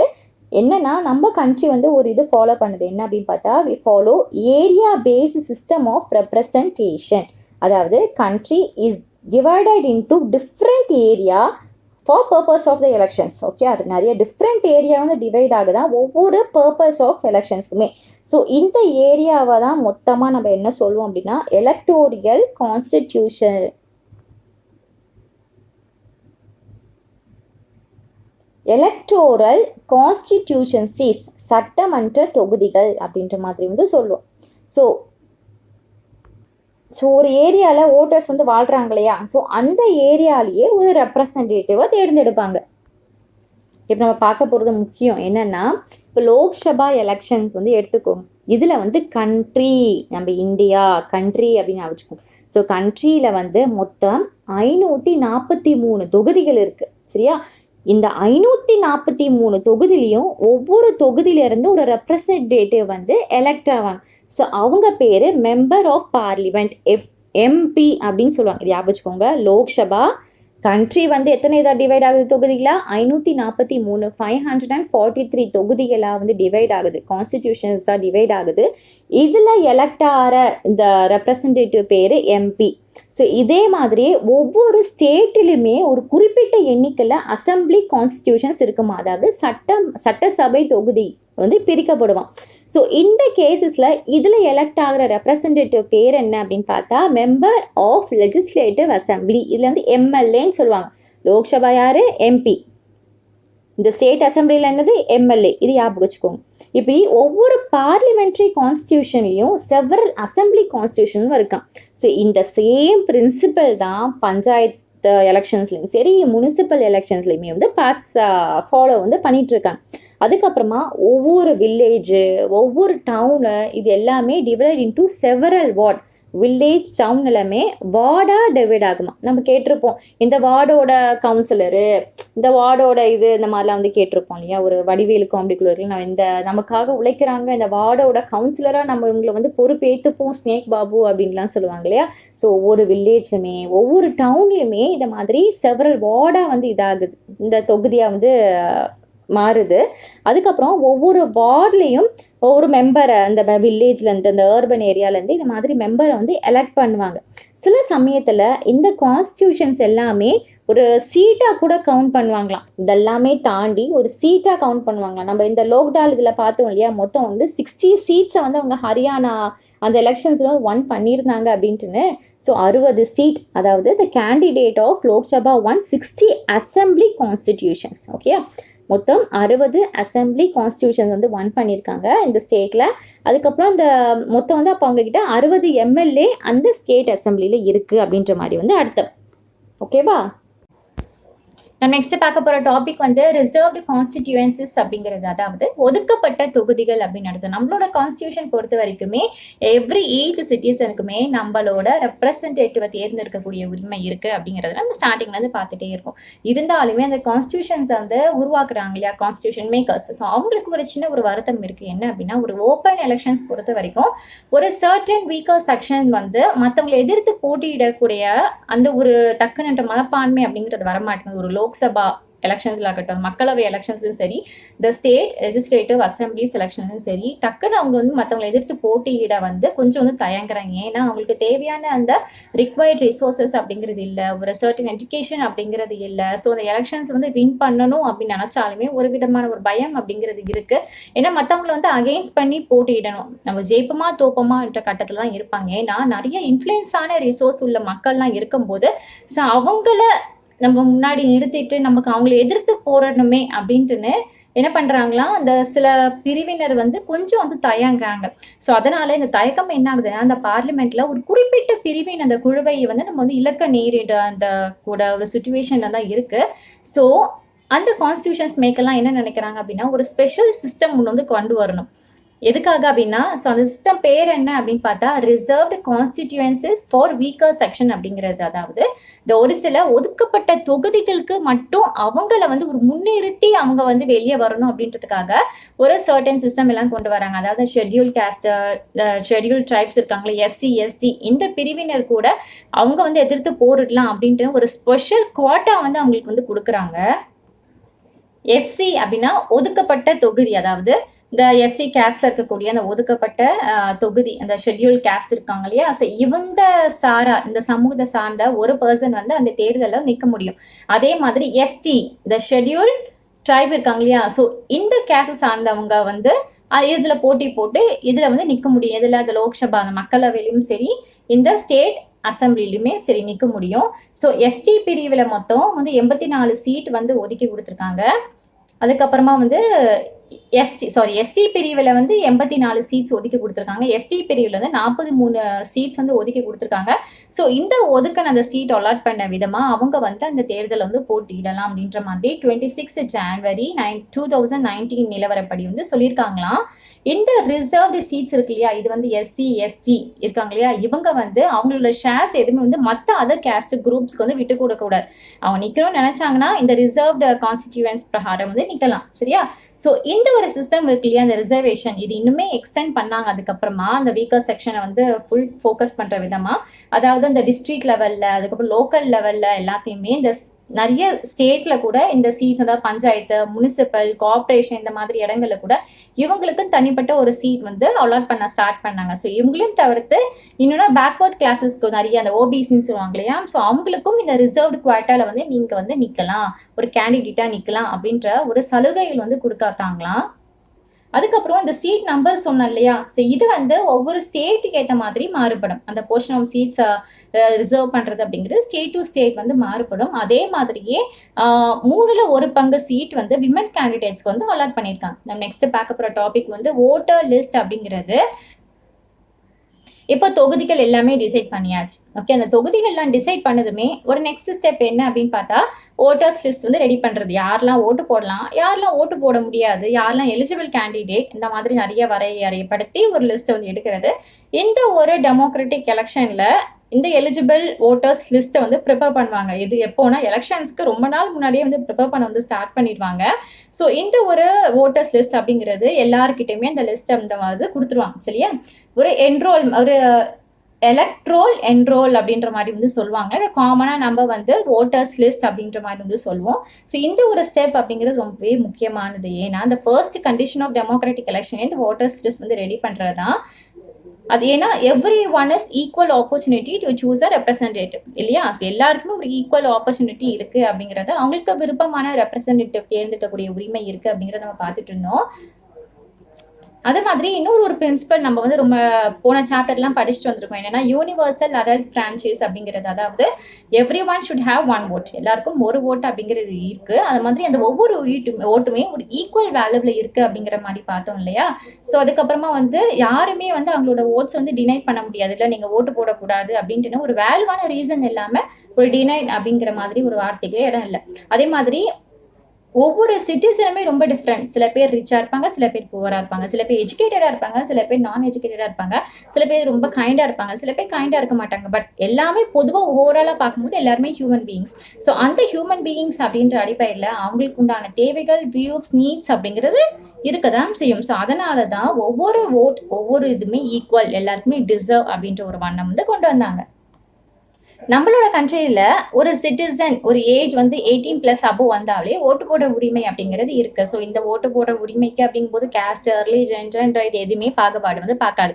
One man one vote, one man equal value of one vote. Okay, so இது மட்டும்தான் ஒரு காமன் ரூலாவே இருந்துச்சு. ஆனா ஒரு சில காமன் இதாவது என்னன்னா, ஒரு சில கிரிமினல்ஸ்லாம் இருப்பாங்க, அதுக்கப்புறம் மனநிலை சரியில்லாதவங்களா இருப்பாங்க இல்லையா. ஸோ அவங்களுக்குலாம் அந்த ஓட்டு போட வந்து மறக்கிறாங்க. ஸோ இவங்க வந்து ரொம்ப ஒரு சிச்சுவேஷன், அவங்களாம் வந்து ஓட்டு போட வேண்டாம். ஸோ இதில் இந்த மாதிரி ரைட்ஸ் ஓட்டல இவங்களுக்கு வந்து டினைட் ஆகிரும் அந்த மாதிரி சொல்லலாம். ஸோ கவர்மெண்ட்டோட ரெஸ்பான்சிபிலிட்டி தான் இதில் யாரெல்லாம் எலிஜிபிள் ஓட்டு போடுற லிஸ்ட்டை வந்து ரெடி பண்ணுறது அப்படிங்கிற பொறுப்பு யாருக்கிட்ட கவர்மெண்ட் தான் இருக்கு. இப்போ ஒரு பையனோ பொண்ணோ ஒரு 17 ஏஜ் ஆகுது, இப்போ அவனுக்கு 18 ஏஜ் ஆகுது, அந்த பையனுக்கோ பொண்ணுக்கோ 18 ஏஜ் ஆகும்போது அவங்களோட பேர் ஓட்டர்ஸ் லிஸ்ட்ல வந்து ஆட் பண்ணணும் ப்ராப்பரா. ஓகே, அதுக்கப்புறமா ஒரு பர்சன் வந்து சப்போஸ் ஒரு பிளேஸ்ல இருந்து மூவ் ஆன் பண்ணி இன்னொரு ஒரு ஸ்டேட்டுக்கு போறாங்க, இன்னொரு கண்ட்ரிக்கு போறாங்க, அதுக்கப்புறமா அந்த பர்சன் சம்திங் யாரோ ஒருத்தவங்க வந்து இறந்து போயிட்டாங்க அப்படிங்கும்போது கூட அந்த ஓட்டர்ஸ் லிஸ்ட்ல இருந்து ப்ராப்பரா அவங்களோட பேரை வந்து எடுக்கணும். ஸோ இந்த மாதிரி ஒரு ப்ராப்பரான ரெஸ்பான்சிபிலிட்டி எல்லாமே கவர்மெண்டோட பொறுப்பு அப்படின்னு சொல்லலாம். அதுக்கப்புறம் 5 வருஷத்துக்கு ஒரு தடவை கம்ப்ளீட் அனலைசிஸ் வந்து எடுப்பாங்களாம். யாரெல்லாம் இருக்காங்க நம்ம வீட்டுக்குலாம் வருவாங்க பாருங்களேன், ஓட்டர்ஸ் லிஸ்ட் எடுக்க வரும் அப்படி மாதிரி சொல்லுவாங்க. ஸோ 5 years ஒன்ஸ் வந்து இது ஒரு கம்ப்ளீட் அனலைசிஸ் வந்து எடுப்பாங்க. அதுக்கப்புறமா இப்போ ஃபியூ இயர்ஸ் முன்னாடி ஒரு சில சிஸ்டம் ஒன்று வந்து கொண்டு வந்தாங்களா. என்ன அப்படின்னு பார்த்தா எலெக்ஷன் போட்டோ ஐடென்டி கார்டு, அதாவது எபிக் அப்படின்னு சொல்லுவோம், இபிஐசி அப்படிங்கிறது. ஸோ கவர்மெண்ட் வந்து எப்படியாவது இந்த கார்டை வந்து எல்லா பர்சன் கிட்டமே கொண்டு போய் சேர்க்கிற மாதிரி வந்து ட்ரை பண்ணிட்டு இருக்காங்க. சரினா இந்த ஒரு கார்டை எடுத்துட்டு நம்ம ஓட்டு போடும்போது வந்து கண்டிப்பா அவங்க ஓட்டு போடுவாங்க இல்லையா. ஸோ அவங்க வந்து கொண்டு வந்து காமிக்கணும் ஓட்டு போடும்போது. இது எதுக்காக அப்படின்னு பார்த்தோம் அப்படின்னா, இப்போ நான் வந்து இன்னொருத்தர் சார்பா கள்ள ஓட்டு அப்படிங்கிறது போட முடியாது. போட்டோல வந்து என்னோட போட்டோ வந்துடும், என்னோட நேம், அட்ரஸ் இது எல்லாமே வந்துடும். ஸோ ஏமாற்ற முடியாது, ஒரு கள்ள ஓட்டா போயிடக்கூடாது, ஒரு சீட் பண்ணுறக்கூடாது அப்படின்றதுக்காக இந்த மாதிரி சிஸ்டம் நிறைய வந்து ரூல்ஸ்லாம் வந்து கொண்டு வந்துட்டு இருக்காங்க. அதுக்கப்புறம் ஓட்டு போட வந்து நம்மளோட ப்ரூஃப் ஏதாவது ஒரு ஐடென்டிட்டியாக கொடுத்தா போதும். Ration card, driving licence, Aadhaar card, இந்த மாதிரி ஏதாவது ஒரு ப்ரூஃப் வந்து கொண்டு போனால் வந்து போதும். நெக்ஸ்ட் பார்க்க போகிற டாபிக் வந்து நாமினேஷன் ஆஃப் கேண்டிடேட்ஸ் அப்படிங்கிறது. ஸோ ஓட்டு போடுற எல்லாருமே எலெக்ஷனுக்கு வந்து கேண்டிடேட்டாக போட்டியிடக்கூடிய அந்த ஒரு உரிமை அப்படிங்கிறது இருக்கு. ஆனால் என்னென்ன ஒரே ஒரு ஸ்லைட் டிஃப்ரென்சஸ் தான். என்ன அப்படின்னா, நம்ம ஓட்டு போடக்கூடிய உரிமை அப்படிங்கிறது எத்தனை வயசுல? 18 வயசுல. இப்போ நம்ம கேண்டிடேட்டா அந்த இது இடத்துல நிற்கணும் அப்படின்னா அதுக்கு வந்து வயசு வந்து 25 அப்படிங்கும்போது 25. ஓகேவா. ஸோ இந்த ஒரு டிஃபரன்சஸ் மட்டும்தான் இருக்கு. அதுக்கப்புறமா வந்து இன்னும் என்ன ஒருனா அவங்க வந்து கிரிமினலா இருக்கக்கூடாது, ஒரு எக்ஸ்ட்ரீம் கிரிமினலா இருக்கக்கூடாது. ஸோ இந்த மாதிரி ஒரு பேசிக் ரூல்ஸ் எல்லாமே இருக்கு நீங்க கேண்டிடேட்டா இருக்கணும் அப்படின்னா சரியா. ஸோ அதுக்கப்புறமா பொலிட்டிக்கல் பார்ட்டிஸ் இருக்கு இல்லையா, அவங்களோட கேண்டிடேட்டை வந்து நாமினேட் வந்து பண்ணுவாங்க, அவங்களோட பார்ட்டி சிம்பிளை வந்து அனௌன்ஸ் பண்ணுவாங்க, எங்களுக்கு சப்போர்ட் பண்ணுங்க அப்படின்னு மாதிரி கேட்பாங்க. ஸோ இந்த பார்ட்டி நாமினேஷன் கார்டை தான் என்னன்னு சொல்லுவாங்க அப்படின்னா பார்ட்டி டிக்கெட் அப்படின்னு சொல்லுவோம். நம்ம டிவில எல்லாம் பார்த்துருப்போம், என்னது கட்சிக்காரர் இந்த ஒரு தொகுதியில நிக்கிறாங்க, நீங்க இவங்களை ஜெயிக்க வைங்க அப்படின்ட்டுன்னு அவங்க சார்பா வந்து நம்ம பார்ட்டி லீடர்ஸ் எல்லாமே அருமை பெருமை எல்லாம் பேசுவாங்க, நீங்க இவங்களுக்கு ஓட்டு போடுங்க அப்படி இப்படிங்கிற மாதிரிலாம் சொல்லுவாங்க. ஸோ ஒரு பொலிட்டிக்கல் பார்ட்டி அவங்களோட கேண்டிடேட்டை அந்த ஊர்ல வந்து நிக்க வைக்கிறாங்க. நம்ம நிறைய டிவில பார்த்துருப்போம், நீங்க நெக்ஸ்ட் இயர் கண்டிப்பா எல்லாருமே பார்ப்பீங்க. ஸோ இது மாதிரிலாம் பார்க்கும்போது எல்லாரும் நீங்க ஞாபகம் வச்சுக்கணும், ஓகேவா. ஸோ அதுக்கப்புறமா வந்து யார் இந்த எலெக்ஷன்ல வந்து பார்ட்டிசிபேட் பண்ண விரும்புறாங்களோ அவங்க ஃபர்ஸ்ட் என்ன பண்ணணும்னா போய் அந்த ஆஃபீஸ்க்கு போயிட்டு அந்த மாதிரி ஐயா நான் அந்த மாதிரி கேண்டிடேட் ஆகி நிக்க போறேன், என்னோட ஊர்ல நிக்க போறேன் அப்படின்னு சொல்லும்போது ஒரு நாமினேஷன் ஃபார்ம் தருவாங்க. ஸோ அந்த ஃபார்மை வந்து நம்ம ஃபில் பண்ணி கொடுக்கணும். அதுக்கப்புறமா ஒரு மணியும் ஒரு சர்டன் அமௌண்ட் மாதிரி கொடுத்துருப்பாங்க. சரி, அந்த மணியை வந்து ஒரு டெபாசிட் செக்யூரிட்டி டெபாசிட்டை நம்ம வந்து பே பண்ணணும். இப்படி பே பண்ணா நம்ம வந்து கேண்டிடேட்டா அந்த இடத்துல போட்டி போடலாம். கேண்டிடேட்டா போட்டி தான் போட முடியும், வின் பண்ண முடியாது. நம்ம வின் பண்ண வைக்கக்கூடிய ஒரு அந்த அளவுக்கு நம்ம கேம்பெயின் பண்ற ப்ராசஸ்ல நிறைய இருக்கு. மக்கள் நம்மளை தேர்ந்தெடுத்து ஓட்டு போட்டு அடுத்த லெவலுக்கு கொண்டு போவாங்க. ஸோ ஒரு கேண்டிடேட்டா நிக்க வைக்கணும். இந்த மாதிரி ஒரு இதெல்லாமே இருக்கு. ஸோ இப்போ ரீசெண்டா ஒரு புது சிஸ்டம் வந்து கொண்டு வந்திருக்காங்க, சுப்ரீம் கோர்ட்ல வந்து அப்ரூவ் பண்ணிருக்காங்க. எப்படின்னா ஒவ்வொரு கேண்டிடேட்டுமே ஒரு லீகல் டிக்ளரேஷன் ஃபார்முமே சேர்த்து ஃபில் பண்ணி ஆகணும் அப்படின்ட்டு. ஸோ அவங்களோட ஃபுல் டீட்டெயில்ஸ் எல்லாமே கொடுக்கணுமா. என்ன அப்படின்னா அவங்க மேல எந்த ஒரு சீரியஸான கிரிமினல் கேசஸும் பெண்டிங்ல இல்லை அப்படின்ற மாதிரி நோட்டீஸ் எல்லாமே வந்து கொடுக்கணும். அப்புறம் அவங்க கிட்ட இருக்கக்கூடிய சொத்து மதிப்பு எவ்வளவு, அவங்க ஃபேமிலியில இருக்கக்கூடிய அந்த கடன் மதிப்பு எவ்வளவு, சொத்து மட்டும் போதாது கடனையும் சொல்லுங்க, நாங்களாம் கேட்போம், அது மக்களுக்கு நாங்க தெரியப்படுத்தணும் அப்படின்ட்டு. இந்த கடன் மதிப்பு எவ்வளவு இருந்தா அதையும் நம்ம வந்து சப்மிட் பண்ணி ஆகணும். அவங்களோட அந்த கேண்டிடேட்டோட எஜுகேஷன் குவாலிஃபிகேஷன் எவ்வளவு, இந்த மாதிரி இது எல்லாத்தையுமே ஒரு டாக்குமெண்டா போட்டு நம்ம வந்து அந்த ஆஃபீஸர் கையில வந்து கொடுக்கணும். இதை வந்து பப்ளிக் வந்து கேட்கறாங்க அப்படிங்கும்போது இதை வந்து கொடுக்கக்கூடிய பொறுப்பும் அவங்க கிட்ட தான் வந்து இருக்கு. இதை பார்த்தோமே நம்ம கடைசி டாபிக் பாயிண்ட்ல அப்ப பார்த்தோம்ல, எஜுகேஷன் குவாலிஃபிகேஷன் நம்ம வந்து சப்மிட் பண்ணணும் அப்படின்ட்டு. அப்போ எலெக்ஷன்ல நிக்கிறதுக்கு ஒரு கேண்டிடேட்டா கண்டிப்பா ஒரு எஜுகேஷன் குவாலிஃபிகேஷன் வேணுமா அப்படிங்கிற மாதிரி பார்க்கலாம். தேவையே கிடையாது. இதுல வந்து நம்ம வந்து கேண்டிடேட்டா நிக்கிறதுக்கு நம்ம வந்து ஒரு ரெப்ரஸன்டேட்டிவா பதவியேற்று போகணும் அப்படின்னா ஒரு எலெக்ஷன் அப்படிங்கும் போது கூட எஜுகேஷன் குவாலிஃபிகேஷன் அப்படிங்கிறது கம்பல்சரி அப்படிங்கிறது கிடையாது. இதுக்கு எக்ஸாம்பிள்னா இப்போ கிரிக்கெட் கிரவுண்டுக்கு வந்து நம்ம கிரிக்கெட்டை வந்து போறோம், நல்ல கிரிக்கெட்ல வந்து செலக்ட் ஆகிற போறோம்னு வச்சுக்கோங்களேன். இந்த கிரிக்கெட்டுக்கு ஏதாவது எஜுகேஷன் குவாலிஃபிகேஷன் இருக்கா? கிடையாது. நீ நல்லா கிரிக்கெட் விளையாடுவியா, கிரவுண்ட்ல சூப்பரா நல்லா வச்சுக்கிறியா மீன்ஸ் ஃபுல்லாவே அந்த பவுலிங் ஆகட்டும் பேட்டிங் ஆகட்டும் ஏதோ ஒரு இதுல வந்து சூப்பரா இருக்கியா அப்படின்னா நீ வந்து குவாலிஃபைட். அதே மாதிரி தான் அந்த எம்எல்ஏ எம்பி இவங்களுக்கு எல்லாருக்குமே இந்த ஒரு ப்ராப்பரான என்ன வேணும் அப்படின்னா மக்களோட கன்சர்ன் வந்து தெரிஞ்சுக்கணும், மக்களோட ப்ராப்ளம் என்னன்னு தெரிஞ்சுக்கணும், அவங்களோட இன்ட்ரெஸ்ட் என்ன அப்படின்னு தெரிஞ்சுக்கிட்டாவே இதுதான் ஒரு குவாலிஃபிகேஷன் நம்ம வந்து ஒரு கேண்டிடேட்டா அந்த ஒரு ஊர்ல வந்து நிக்கிறதுக்கு. சரி, இதுக்கு ஒரு பெருசா நம்ம வந்து எம்பிஏ எம்காம் அந்த மாதிரிலாம் வந்து டிகிரி எல்லாம் முடிச்சிருக்கணும் அப்படின்றது தேவை கிடையாது. அதுக்கு படிச்சவங்களாம் வரக்கூடாதுலாம் சொல்லல, நிறைய படிப்பு தேவை இல்லை அந்த மாதிரி தான் சொல்றாங்க. இல்ல ஓகே குவாலிஃபிகேஷன் அப்படிங்கிறது வேண்டாம், ஒரு டிகிரி படிச்சவங்க தான் வரணும் அப்படின்ற மாதிரி ரூல்ஸ்லாம் கொண்டு வந்தாங்க. ஓகே, ஒரு சர்டன் ரூல்ஸ் கொண்டு வந்தாங்கன்னு வச்சுக்கோங்களேன். நம்ம சிட்டிசன்ஸ்ல வந்து 90% ஆஃப் பீப்புள் வந்து இன்எலிஜிபிளா தான் ஆயிடுவாங்க. அந்த எலெக்ஷன்ல நிக்க உங்களுக்கு தகுதி இல்லப்பா, நீங்க படிக்கலப்பா, டிகிரி முடிக்கல, ஸோ நீங்க போயிட்டு வாங்க அப்படின்ற மாதிரி தான் வந்து சொல்லிடுவாங்களா. ஸோ இதுக்கு குவாலிஃபிகேஷன் அப்படிங்கிறது இல்லை, ஆனால் இருந்தால் நல்லா இருக்கும். சரியா, நம்ம நெக்ஸ்ட் பார்க்க போகிற டாபிக் வந்து எலெக்ஷன் கம்பைன். ரொம்ப இன்ட்ரெஸ்டான டாபிக் இது. இந்த பிரச்சாரம் எல்லாம் பண்ணுவாங்க இல்லையா, ஸோ மைக்கு பிடிச்சிட்டு நல்ல செமையாக பேசுவாங்க இல்லையா, ஒவ்வொரு ஊராக போயிட்டு ஒவ்வொரு மேடைகளாக போயிட்டு. ஸோ இந்த மாதிரி பிரச்சாரங்கள் எலெக்ஷன் கம்பைன் எப்படி நடத்துறாங்க அப்படின்னு பார்ப்போம். எலெக்ஷனோட மெயின் பர்பஸே என்ன, மக்களுக்கு வந்து ஒரு சான்ஸ் வந்து கொடுக்கணும் அவங்களோட ரெப்ரசன்டேட்டிவ் வந்து தேர்ந்தெடுக்கிறதுக்கு. ஸோ அதனால ஃப்ரீ அண்ட் ஓப்பன் டிஸ்கஷன் நடக்கிறது அப்படிங்கிறது ரொம்பவே முக்கியமான ஒரு விஷயம் தான். ஏன்னா அவங்களுக்கு தேவையான ஒரு ரெப்ரசன்டேட்டிவ் தேர்ந்தெடுக்கிறது மட்டும் இல்லாமல் ஒரு பெட்டர் ரெப்பை வந்து தேர்ந்தெடுக்கக்கூடிய ஒரு ஆப்பர்ச்சுனிட்டி வந்து கிடைக்கும். ஸோ அதுக்காக தான் ஒரு பெட்டர் கவர்மெண்ட் அப்போ தான் உருவாக்க முடியும். ஸோ அதுக்காக தான் இந்த எலெக்ஷன் கேம்பெயின் வந்து நடத்துகிறாங்க. ரொம்ப யூஸ்ஃபுல்லாக இருக்குது. நம்மளோட கண்ட்ரியில் வந்து இந்த கேம்பெயின் வந்து முதல் 2 வாரத்துக்கு வந்து நடக்குமா. அதாவது இந்த அனௌன்ஸ் பண்ணுவாங்க இல்லையா டேட்டு, ஸோ அதுலேருந்து ஆரம்பிச்சு அது வந்து ஃபைனல் லிஸ்ட், அந்த கேண்டிடேட்டோட ஃபைனல் லிஸ்ட்லாம் வந்து அனௌன்ஸ் பண்ணுவாங்க. ஸோ அந்த நாள்ல இருந்து ஆரம்பிச்சு அந்த போலிங் டேட் வரும் இல்லையா, அதுக்கு ஒரு கொஞ்ச நாளைக்கு முன்னாடி வரைக்கும் நீங்க வந்து நடத்திக்கலாம், இந்த கேம்பெயின் பிரச்சாரம் வந்து பண்ணிக்கலாம் அப்படின்னு மாதிரி சொல்லுவாங்க. ஸோ அவங்க சொன்ன நாள் வரைக்கும் மட்டும்தான் நடத்தணும். நம்ம வந்து அதுக்கு மேற்பட்ட நாட்கள் வந்து நம்ம பண்ணோம், அதுக்கு மீறியும் பிரச்சாரம் பண்ணோம் அப்படின்னா அது வந்து அந்த வயலேட் மாதிரி அந்த ரூல்ஸ் அண்ட் ரெகுலேஷன்ஸ் தான் மீறின மாதிரி ஆயிரும். ஸோ இந்த ஒரு பீரியட்ல வந்து கேண்டிடேட் அந்த இது இருக்காங்க இல்லையா, அவங்க வந்து அந்த ஓட்டர்ஸ் யார் நம்ம ஓட்டு போடுவோம் இல்லையா, ஸோ நம்ம ஓட்டர்ஸை போய் மீட் பண்ணி பேசி உங்களோட குறைகளை சொல்லுங்க, நாங்கள் ஆட்சிக்கு வந்தால் இது மாதிரிலாம் பண்ணுவோம், உங்களோட குறைகளாம் தீர்த்து வைப்போம் அப்படின்ட்டு நிறைய ஆஃபர்ஸ் எல்லாமே வந்து பண்ணுவாங்களாம். அப்புறம் பொலிட்டிக்கல் லீடர்ஸ் எல்லாரும் போய் மீட் பண்றது, அதுக்கப்புறமா நிறைய வந்து எலெக்ஷன்ஸ் மீட்டிங் எல்லாமே கண்டக்ட் பண்ணுவாங்களாம். ஸோ இந்த டைம்ல பார்த்தோம் அப்படின்னா எல்லா social media, TV, news paper எல்லாமே இந்த ஒரு எலெக்ஷன் ரிலேட்டட் ஸ்டோரியா இருக்குமா, நிறைய டிபேட்ஸ் நடக்குமா, எங்க பார்த்தாலும் அப்படியே ஒரு பரபரப்பான ஒரு சுச்சுவேஷன் வந்து காணப்படும். இந்த 2 வாரம் மட்டும்தான் கேம்பெயின் அப்படின்ற மாதிரி சொல்றாங்க இல்லையா, இது எப்படி அப்படின்னா அதுக்குன்னு பர்டிகுலர் 2 வாரம் மட்டும் வந்து நடத்த மாட்டாங்க. ரூல்ஸ் அப்படின்னா 2 வாரம் தான். ஆனா நிறைய பார்ட்டிஸ் எல்லா பொலிட்டிக்கல் பார்ட்டிஸ் தான் என்ன பண்ணுவாங்கன்னா பல மாசங்கள் முன்னாடியே வந்து ஸ்டார்ட் பண்ணிடுவாங்களாம். பட் அதுக்கு பேர் வந்து வேற வேற மாதிரி வந்து வச்சிருவாங்க. அது வந்து கேம்பெயின் அப்படின்னு சொல்லாம வேற வேற ஒரு பொதுக்கூட்டம், ஓகே, மக்கள் குறை சீர்ப்பு கூட்டம், இந்த மாதிரி வந்து பேர்களை வந்து மாத்திடுவாங்க. நம்ம ஆட்கள் எப்படிப்பட்டவங்க இல்லையா. ஸோ அதுக்கப்புறமா இந்த எலெக்ஷன் கேம்பெயின் வந்து இந்த பொலிட்டிக்கல் பார்ட்டிஸ்லாம் மோஸ்ட்லி எதை பத்தி ஃபோக்கஸ் பண்ணுவாங்க அப்படின்னா, இப்போ ட்ரெண்ட்ல இருக்கக்கூடிய அந்த பப்ளிக் அட்டென்ஷன் எதுல இருக்கு அப்படின்ட்டு ஒரு பிக் இஷ்யூ எதுல இருக்கு அப்படின்ட்டு அதை பார்த்து ஃபோக்கஸ் பண்ணி, ஒருவேளை இவங்க வந்து எதிர்கட்சியா இருந்தாங்கன்னா பாத்தீங்களா அந்த ஒரு குறை நடந்துச்சு, இந்த ஒரு இஷ்யூ நடந்துச்சு, ஆளுங்க வச்சு என்ன பண்ணிட்டு இருந்தது, வாயை மூடிட்டு இருந்தது, அவங்க எதையுமே கேட்கல, அவங்க கேட்டிருக்கணுமாக்கும், இது வந்து சீர் செஞ்சிருக்கணுமாக்கும் அப்படின்னு நிறைய வந்து சொல்லுவாங்க. இது ஆளுங்கட்சியே இருந்து பண்ணாங்க மீன்ஸ் கேட்குறாங்க அப்படின்னா, இந்த குறைகள் அவ்வளோ பெருசா வந்துச்சு, நாங்கள் தீர்த்து வச்சோம். ஸோ இதுக்கு மேலே நீங்கள் மறுபடியும் ஓட்டு போட்டு எங்களை வந்து பதவி ஏற்க வச்சிங்கன்னா, இதே மாதிரி பெரிய குறைகள் வந்தாலும் நாங்கள் சின்ன குறைகளாக சீக்கிரமாக மாற்றி விட்டுருவோம் அப்படின்ட்டுன்னு அவங்களுக்கு சாதகமாகவும் பாதகமும் ஓட்டுலாம் கேட்கறது வந்து நிறைய நம்ம வந்து பார்த்துருப்போம். ஸோ அதே மாதிரி வந்து பேசுவாங்க. ஸோ ஏன் அந்த கரண்ட் இஷ்யூ அந்த பப்ளிக் இஷ்யூவை எடுக்கிறாங்க அப்படின்னா, அப்போதான் அவங்க மக்களோட மனசுல எல்லாமே இப்போ அப்படியே பதிவாகும் இல்லையா. மக்கள் வந்து பழசுதான் டக்குன்னு மறந்துட்டு புதுசு எது பிரச்சனையோட அதை ஏற்றுப்பாங்க இல்லையா. ஸோ அதனால கரண்ட் ட்ரெண்டிங்லேயே வந்து எல்லாம் போவாங்களாம். அதுக்கப்புறமா வந்து அப்புறம் நிறைய சக்ஸஸ்ஃபுல் ஸ்லோகன்லாம் நம்ம வந்து பார்ப்போம். அந்த காலத்துல இருந்து இருக்கக்கூடிய ஒரு சக்ஸஸ்ஃபுல் ஸ்லோகன் அதெல்லாம் வந்து பார்ப்போம் சரியா.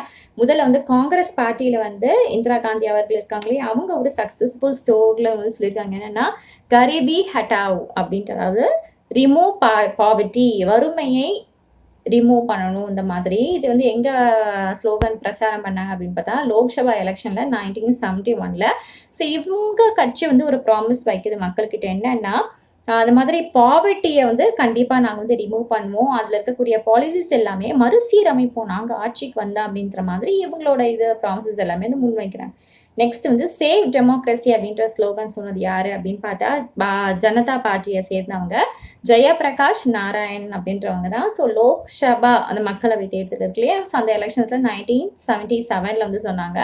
அதுக்கப்புறம் இவங்க வந்து மக்கள் கிட்ட ஒரு ப்ராமிஸ் ஒன்று வைக்கிறாங்க என்ன அப்படின்னா, அவசர கால நிலையில கீழ் நிலையில நிகழ்த்தப்பட அதிகப்படியானவற்றை செயல்படுத்தவும் சிவில் ஃப்ரீடமை வந்து மீட்டெடுப்போம், இந்த மாதிரி ப்ராமிசஸ் எல்லாமே வந்து வைக்கிறாங்க. அப்புறம் 3வது வந்து லேண்ட் டு டில்லர் அப்படின்னா உழவன். ஸோ உழவனுக்கும் நிலம் வேண்டும் அப்படின்ற ஒரு ஸ்லோகன் வந்து சொல்றாங்க எங்க அப்படின்னு பார்த்தா, பெங்கால் அசம்பிளி எலெக்ஷன்ஸ் வந்து சொல்லப்படுது. அதுக்கப்புறம் வந்து protect the self respect of Telugus அப்படின்ற ஒரு ஸ்லோகனை சொல்றது யாரு அப்படின்னு பார்த்தா, என்.டி. ராமாராவ் அவங்க. ஸோ இவங்க யாருன்னா the leader of Telugu Desam party in Andhra Pradesh assembly in 1983ல இந்த ஸ்லோகன் வந்து சொன்னாங்க.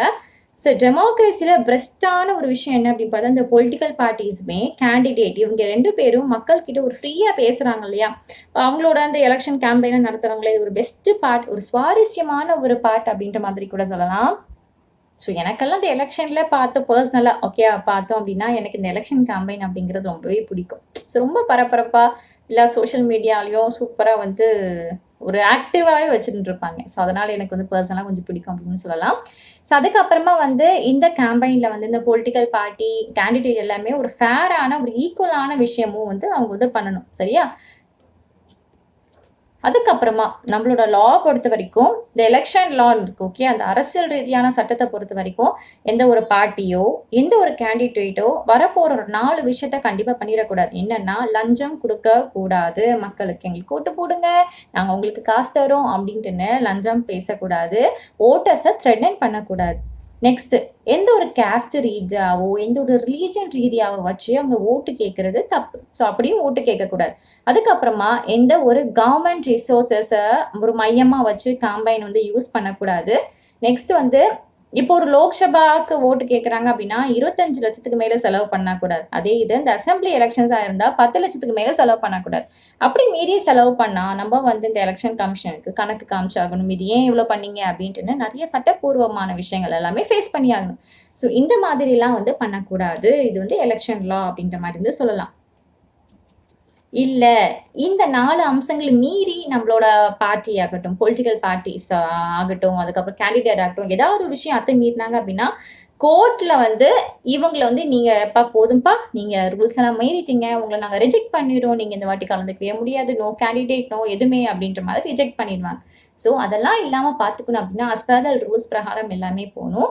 அதுக்கப்புறம் எல்லா பொலிட்டிக்கல் பார்ட்டிஸுமே கண்டிப்பா மாடல், அதாவது இந்த கோட் ஆஃப் கண்டக்ட் அப்படின்ற ஒரு ரூல்ஸ் வந்து ஃபாலோ பண்ணியாகணும். இது என்ன அப்படின்னு பார்த்தா, அக்கார்டிங் டு திஸ் இதை பொறுத்த வரைக்கும் எந்த ஒரு பார்ட்டியோ, எந்த ஒரு கேண்டிடேட்டோ இப்போ நான் ஃபாலோ பண்றக்கூடிய விஷயங்கள் எல்லாமே இது பண்ணக்கூடாது. அதாவது use any place of worship for elections. Propaganda, அதாவது பிரச்சாரம் பண்ணக்கூடாது. எந்த ஒரு வர்ஷிப், ஒரு சர்ச்சு, மாஸ்க்கு, கோயில் இது எதையுமே இந்த வர்ஷிப் வந்து மையமா வச்சு இவங்க வந்து பிரச்சாரம் வந்து பண்ணக்கூடாது. அப்புறம் எந்த ஒரு கவர்மெண்ட் வெஹிக்கல்ஸ் ஆகட்டும், கவர்மெண்ட் சொந்தமான ஏர்கிராஃப்ட்ஸ் ஆகட்டும், கவர்மெண்ட் ஆஃபீஸர்ஸ் ஆகட்டும், இதை மாதிரி யூஸ் பண்ணி அவங்களோட சொந்த ஒரு இதுக்கு பிரச்சாரம் வந்து பண்ணக்கூடாது. அதுக்கப்புறமா எப்போ ஒரு எலெக்ஷன் வந்து அனௌன்ஸ் பண்ணிட்டாங்களோ அப்போ அங்கே இருக்கக்கூடிய மினிஸ்டர்ஸ் எல்லாமே எந்த ஒரு ஃபவுண்டேஷன் ஸ்டோன்ஸ் வச்சு எந்த ஒரு ப்ராஜெக்ட் எதுவுமே வந்து மேற்கொள்ளக்கூடாது. அதோட ஸ்டாப் பண்ணிடணும். அதுக்கப்புறமா எலெக்ஷன்லாம் ஓட்டு போட்டு ரிசல்ட் வந்து எல்லாம் முடிஞ்ச பிறகுதான் அவங்க ஆட்சியில் இருந்தால் மட்டும்தான் வந்து மறுபடியும் கண்டினியூ பண்ணணும். சரியா? ஸோ ஒரு அனௌன்ஸ்மெண்ட் வந்துருச்சு அப்படின்னாவே எந்த ஒரு ஃபவுண்டேஷன் போடக்கூடாது, எந்த ஒரு ப்ராஜெக்ட் சைன் பண்ணக்கூடாது, எந்த ஒரு பிக் பாலிசி டிசிஷன்ஸுமே எடுக்கக்கூடாது, எந்த ஒரு ப்ராமிசஸும் மக்களுக்கு வந்து கொடுக்கக்கூடாது. ஓகேவா? இந்த மாதிரி விஷயங்கள் எல்லாமே இருக்கு. நம்ம நெக்ஸ்ட் பார்க்க போற டாபிக் வந்து polling and counting of votes அப்படிங்கிறது. ஸோ ஃபைனல் ஸ்டேஜுக்கு வந்துட்டோம். அப்படியே கேம்பெயின் வரைக்கும் நம்ம பார்த்துட்டு வந்துட்டோமா? இப்போ என்ன அப்படின்னு பார்த்தா ஃபைனல் ஸ்டேஜ். ஸோ ஓட்டர்ஸ் வந்து போல் பண்ணணும், ஓட்டு வந்து போடணும். சரியா? ஸோ இதை வந்து எலெக்ஷன் டேன்னு சொல்லுவாங்க. நம்ம சொல்லுவோம் இல்லையா, தேர்தல் நாள் அப்படின்ட்டு. ஸோ இதான் வந்து எலெக்ஷன் டே அப்படின்ற மாதிரி அர்த்தம். ஸோ எவ்ரி பர்சன்ஸ்க்குமே அந்த ஓட்டர் லிஸ்ட் நான் சொன்னாலே அந்த எலிஜிபிள் பர்சன்ஸ்க்கு எல்லாமே ஓட்டர் லிஸ்ட்ல அவங்களோட பேர் இருக்கும். ஸோ பேர் இருக்கக்கூடிய அந்த ஓட்டர் லிஸ்ட்ல இருக்கக்கூடிய பேரு அவங்க யாருன்னு போயிட்டு அந்த பக்கத்துல இருக்கக்கூடிய அந்த போலிங் பூத்துக்கு வந்து போடலாம். ஓட்டு போடுற சென்டருக்கு போகணும். மேபி அது வந்து லோக்கல் ஸ்கூல்ஸ்ல வச்சுப்பாங்க, கவர்மெண்ட் ஆஃபீஸ் இந்த மாதிரி இடங்கள்லாம் வந்து வச்சுப்பாங்க. ஸோ அங்கே போத்துக்குள்ள போயிட்டு அங்கே வந்து எலெக்ஷன் ஆஃபீஸர்ஸ் வந்து கிட்ட வந்து உங்களோட ஐடி கார்டு கொடுத்தீங்க அப்படின்னா பார்த்துட்டு ஓகே நான் செக் அப்படின்ற மாதிரி போட்டுட்டு நீங்க ஓட்டு போகலாம் அப்படின்னு வந்து சொல்லுவாங்க. சரி நீங்க அதுக்கப்புறம் உங்களோட ஓட்டு வந்து போகலாம். அதுக்கப்புறமா அந்த கேண்டிடேட்டோட ஏஜென்ட் அப்படின்ட்டுங்க ஒவ்வொரு பூத்துலயுமே இருப்பாங்க. ஏன் அப்படின்னு பார்த்தா ஓகே இந்த போலிங் அந்த பூத் வந்து ஒரு செக்யூரான ஒரு ஓட்டிங் டேக் பிளேஸ்ல தான் இருக்கு, ஒரு ஃபேரா தான் நடக்குது அப்படின்னு தெரிய வைக்கிறதுக்காக. ரொம்ப நேரமா பேசிட்டேன், வாய்ஸ் கொஞ்சம் பிரேக் ஆகுது. ஸோ ப்ளீஸ் அட்ஜஸ்ட் பண்ணிக்கோங்க. ஸோ ஒரு ஃபேரான முறையில தான் நடக்குது அப்படின்னு தெரிய வைக்கிறதுக்காக அப்படி இருப்பாங்க. பட் அவங்க உட்கார்ந்து இருக்கிறவங்களும் சும்மா பிரச்சனைலாம் பண்ணக்கூடாது. அப்படியே டீசென்ட்டா உட்காந்துட்டு அந்த மாதிரி வந்து போயிடணும். இப்போ ஓட்டு போட போறோம். ஸோ ஃபர்ஸ்ட் எல்லாமே ஓட்டு போடுற சிஸ்டம் எப்படி இருந்துச்சுன்னா, ஒரு ஸ்டாம்பை எடுத்துட்டு ஒரு பேலட் பேப்பர்ல குத்தி ஒரு அட்டைப்பெட்டிக்குள்ள போடுற மாதிரி இருந்துச்சாம். ஸோ ஸ்டாம்ப்ல என்ன இருக்கும் அப்படின்னா, இப்போ அந்த சிம்பிள் இருக்கு இல்லையா, பார்ட்டியோட சிம்பிளும் அந்த கேண்டிடேட்டோட நேமும் இருக்குமா. ஸோ பிக்சர்ல முடிஞ்சா வந்து காமிக்கிறேன் சார், பார்த்துக்கோங்க. ஸோ இதை மாதிரி ஒரு சிஸ்டம்ல தான் வந்து ஓட்டு போட்டேன். இப்போலாம் ஆனா என்ன வந்துச்சுன்னா, அதுக்கு ஒரு எலக்ட்ரானிக் மிஷின்லாம் வந்துச்சு. So electronic voting machine EVM அப்படின்னு சொல்லுவாங்க. ஸோ இது வந்து அந்த ஓட்டை அந்த எல்லாமே வந்து ரெக்கார்ட் பண்ணி வைக்கும். ஸோ இந்த ஒரு மிஷின்ல வந்து கேண்டிடேட்டோட நேம் இருக்கும், அந்த பார்ட்டியோட சிம்பிள் இருக்கும். ஆனா என்னன்னா அது வந்து முத்திரை வந்து ஸ்டாம்பா குத்தணும். பட் இது எல்லாமே ஒரு எலக்ட்ரானிக் டிவைஸ்ல தான் வரும். சரியா? அப்புறம் இண்டிபெண்டா நிறைய பேர் வந்து போட்டிடுவாங்களா, சுயேட்சையா போட்டிடுவாங்களா. ஸோ அவங்களோட பேருமே இதுல வந்து இடம் பெற்றிருக்கும். ஸோ கேண்டிடேட் பேரு அந்த அவங்களோட ஓனான சிம்பிள். ஸோ இது எல்லாமே வந்து இருக்கும். ஸோ நம்ம வந்து ஓட்டர்ஸ் என்ன பண்ணணும், நம்ம எல்லாமே போயாச்சா, போயிட்ட பிறகு அந்த பட்டனை வந்து ப்ரெஸ் பண்ணணும். ஸோ ப்ரெஸ் பண்ண பிறகு என்ன ஆகும் அப்படின்னா, அதுல வந்து இந்த கேண்டிடேட் நேமும் சிம்பிள் இருக்கும். ஸோ அதை வந்து ப்ரெஸ் பண்ணணும். ப்ரெஸ் பண்றதுக்கு முன்னாடி என்ன அப்படின்னு பார்த்தா நான் ஒரு விஷயம் சொல்ல மறந்துச்சேன். ஓகேவா? So sorry. நம்ம வந்து உள்ள போயிட்டு நான் செக் பண்ணிட்ட பிறகு உங்களோட விரல்ல வந்து மை வைப்பாங்க. ஸோ இங்கு வச்ச பிறகு தான் நம்ம வந்து அந்த மிஷின் கிட்ட போய் போடவே முடியும். ஓகேவா? ஸோ நம்ம யாருக்கு விருப்பப்படுறோமோ அவங்களுக்கு நம்ம வந்து ப்ரெஸ் பண்ணிட்டு நம்ம பாட்டு வந்துட்டே இருக்கலாம். ஸோ நம்மளோட ஓட் வந்து ரிஜிஸ்டர் ஆயிடுச்சு இன்னாருக்கு அப்படின்ற மாதிரி. ஸோ எல்லாமே ஓட்டிங் ப்ராசஸ் எல்லாம் முடிஞ்ச பிறகு அந்த மிஷின் எல்லாமே எடுத்து போய் நம்ம சீல் பண்ணி ஒரு செக்யூரான பிளேஸ்ல வந்து வச்சிருவாங்களாம். அதுக்கப்புறம் ஒரு சில நாள் கழிச்சு, நான் ஒரு சில வீக்ஸ் கழிச்சு ஒரு ஃபிக்ஸட் டேட் வந்து இது பண்ணியிருப்பாங்க. அப்போ மறுபடியும் அந்த மிஷினை ஓப்பன் பண்ணி அங்க இருக்கக்கூடிய ஓட்டர்ஸ் எல்லாமே வந்து கவுண்ட் பண்ண வந்து ஸ்டார்ட் பண்ணுவாங்களாம். யார் அதிகமா அதுல ஓட்டு வாங்கியிருக்காங்களோ அவங்க வந்து 1 அப்படின்ற மாதிரி வின் ஆயிட்டாங்க அப்படின்ற மாதிரி தெரிஞ்சுக்கலாம். அதுக்கப்புறம் ஜெனரல் எலெக்ஷன்ல இந்த ஓட்டை கவுண்ட் பண்றது அப்படிங்கிறது அதுக்கப்புறம் எல்லா தொகுதியிலுமே ஒரு சேம் டைம் சேம் டேல தான் நடக்குமா. ஸோ நான் அன்னைக்கு சொன்ன மாதிரி அந்த டிவி, ரேடியோ, நியூஸ் பேப்பர் எல்லாத்தையும் இந்த ஒரு ஈவெண்ட்டை வந்து ரிப்போர்ட் பண்ணிட்டே இருப்பாங்களாம். அதுக்கப்புறம் ஒரு ஃபியூ ஹார்ஸ்லயே அந்த கவுண்டிங் எல்லாம் போக போக போக அந்த ரிசல்ட் வந்து ஆட்டோமேட்டிக்கா தெரிஞ்சிடும். ஓகே, இன்னார் தான் ரொம்ப ஹையரா இருக்காங்க, ஸோ இவங்க தான் வந்து மறுபடியும் ஆட்சி அமைக்க போறாங்க அப்படின்ட்டு. இப்போ பகல்ல ஓட்டிங் லிஸ்ட் ஆரம்பிக்குதுன்னா மேபி ஒரு 11, 12க்குள்ளேயே தெரிஞ்சிருமானா அது வந்து 2 மணி 3 மணிக்கும் போகும். பட் அதை பாதியிலேயே நமக்கு தெரிஞ்சிடும். ஓகே, இவங்க தான் ஹையரா இருக்காங்க அப்படின்ற மாதிரி தெரிஞ்சிடும். ஸோ நெக்ஸ்ட் கவர்மெண்ட் வந்து அவங்க வந்து ஃபார்ம் பண்றதுக்கு ரெடி ஆகிடலாம் வின் ஆனவங்க. சரியா? நம்ம நெக்ஸ்ட் பார்க்க போற topic what makes election in India democratic அப்படின்றத பார்க்க போறோம். நம்ம நிறைய அன்ஃபேர் ப்ராக்டிசஸ் இது எல்லாமே நம்ம வந்து பார்க்குறோம், படிக்கிறோம். பட் இதெல்லாம் பார்க்கும்போது நமக்கு வந்து கஷ்டமா தான் இருக்கு இல்லையா? ஸோ டிவிலையும் இந்த மாதிரி வந்து அலிகேஷன்ஸ் நிறைய வைக்கிறாங்க, நிறைய குற்றச்சாட்டுகள் வந்து வைக்கிறாங்க. என்ன அப்படின்னு பார்த்தா அந்த ஃபால்ஸ் நேமை வந்து சேர்த்துக்கிறாங்களா, அவங்களோட ஒரிஜினல் பேர் வந்து ஓட்டர்ஸ் லிஸ்ட்ல வந்து இருக்கிறதுக்கு பதிலாக. அதுக்கப்புறம் இந்த ரூலிங் பார்ட்டி வந்து இந்த கவர்மெண்ட் ஃபெசிலிட்டிஸ் எல்லாமே மிஸ்யூஸ் பண்றாங்க, அந்த மாதிரி விஷயம் எல்லாம் வருது. அதுக்கப்புறமா வந்து எக்ஸஸ் ஆஃப் மணி வந்து நிறைய பேர் இந்த ஒருவேளை அந்த கேண்டிடேட் வந்து ரொம்ப ரிச்சா இருந்தாங்க அப்படின்னா நிறைய மணி வந்து புழக்கத்தில் விடுறாங்க. ஸோ மக்களும் காசு வாங்கிட்டு அவங்களுக்கு சாதகமா ஓட்டு போடுறாங்க. ஸோ அதனால ஓட்டிங் நிலைமை எல்லாமே மாறுது இந்த மாதிரி வந்து சொல்லுவாங்க. அதுக்கப்புறமா ஓட்டர்ஸை வந்து சில பேர் மிரட்டுறாங்க. ஓகே, மிரட்டுறது மூலியமாகவும் இந்த போலிங் டே அன்னைக்கு நிறைய மோசடி நடக்கிறது, காசு கொடுத்து லஞ்சம் வாங்குறது அப்படி இப்படின்ட்டுன்னு அது பணமாவோ பொருளாவோ எப்படியோ ஒரு இது லஞ்சம்னா லஞ்சம் தான், மோசடி தான். ஓகே, ஸோ இந்த மாதிரிலாம் நடக்குது. இந்த மாதிரிலாம் வந்து கேட்கும்போது நிறைய கஷ்டமா தான் இருக்கு. ஸோ இந்த ஒரு ரிப்போர்ட் பார்த்தோம் இல்லையா, அதுல நிறைய விஷயங்கள் வந்து உண்மையா தான் இருக்கு. இப்போ இதெல்லாம் இப்போ மீறி நடக்குது, அன்ஃபேரா நடக்குதுன்னு பார்த்தோம் இல்லையா, உண்மையா தான் இருக்கு.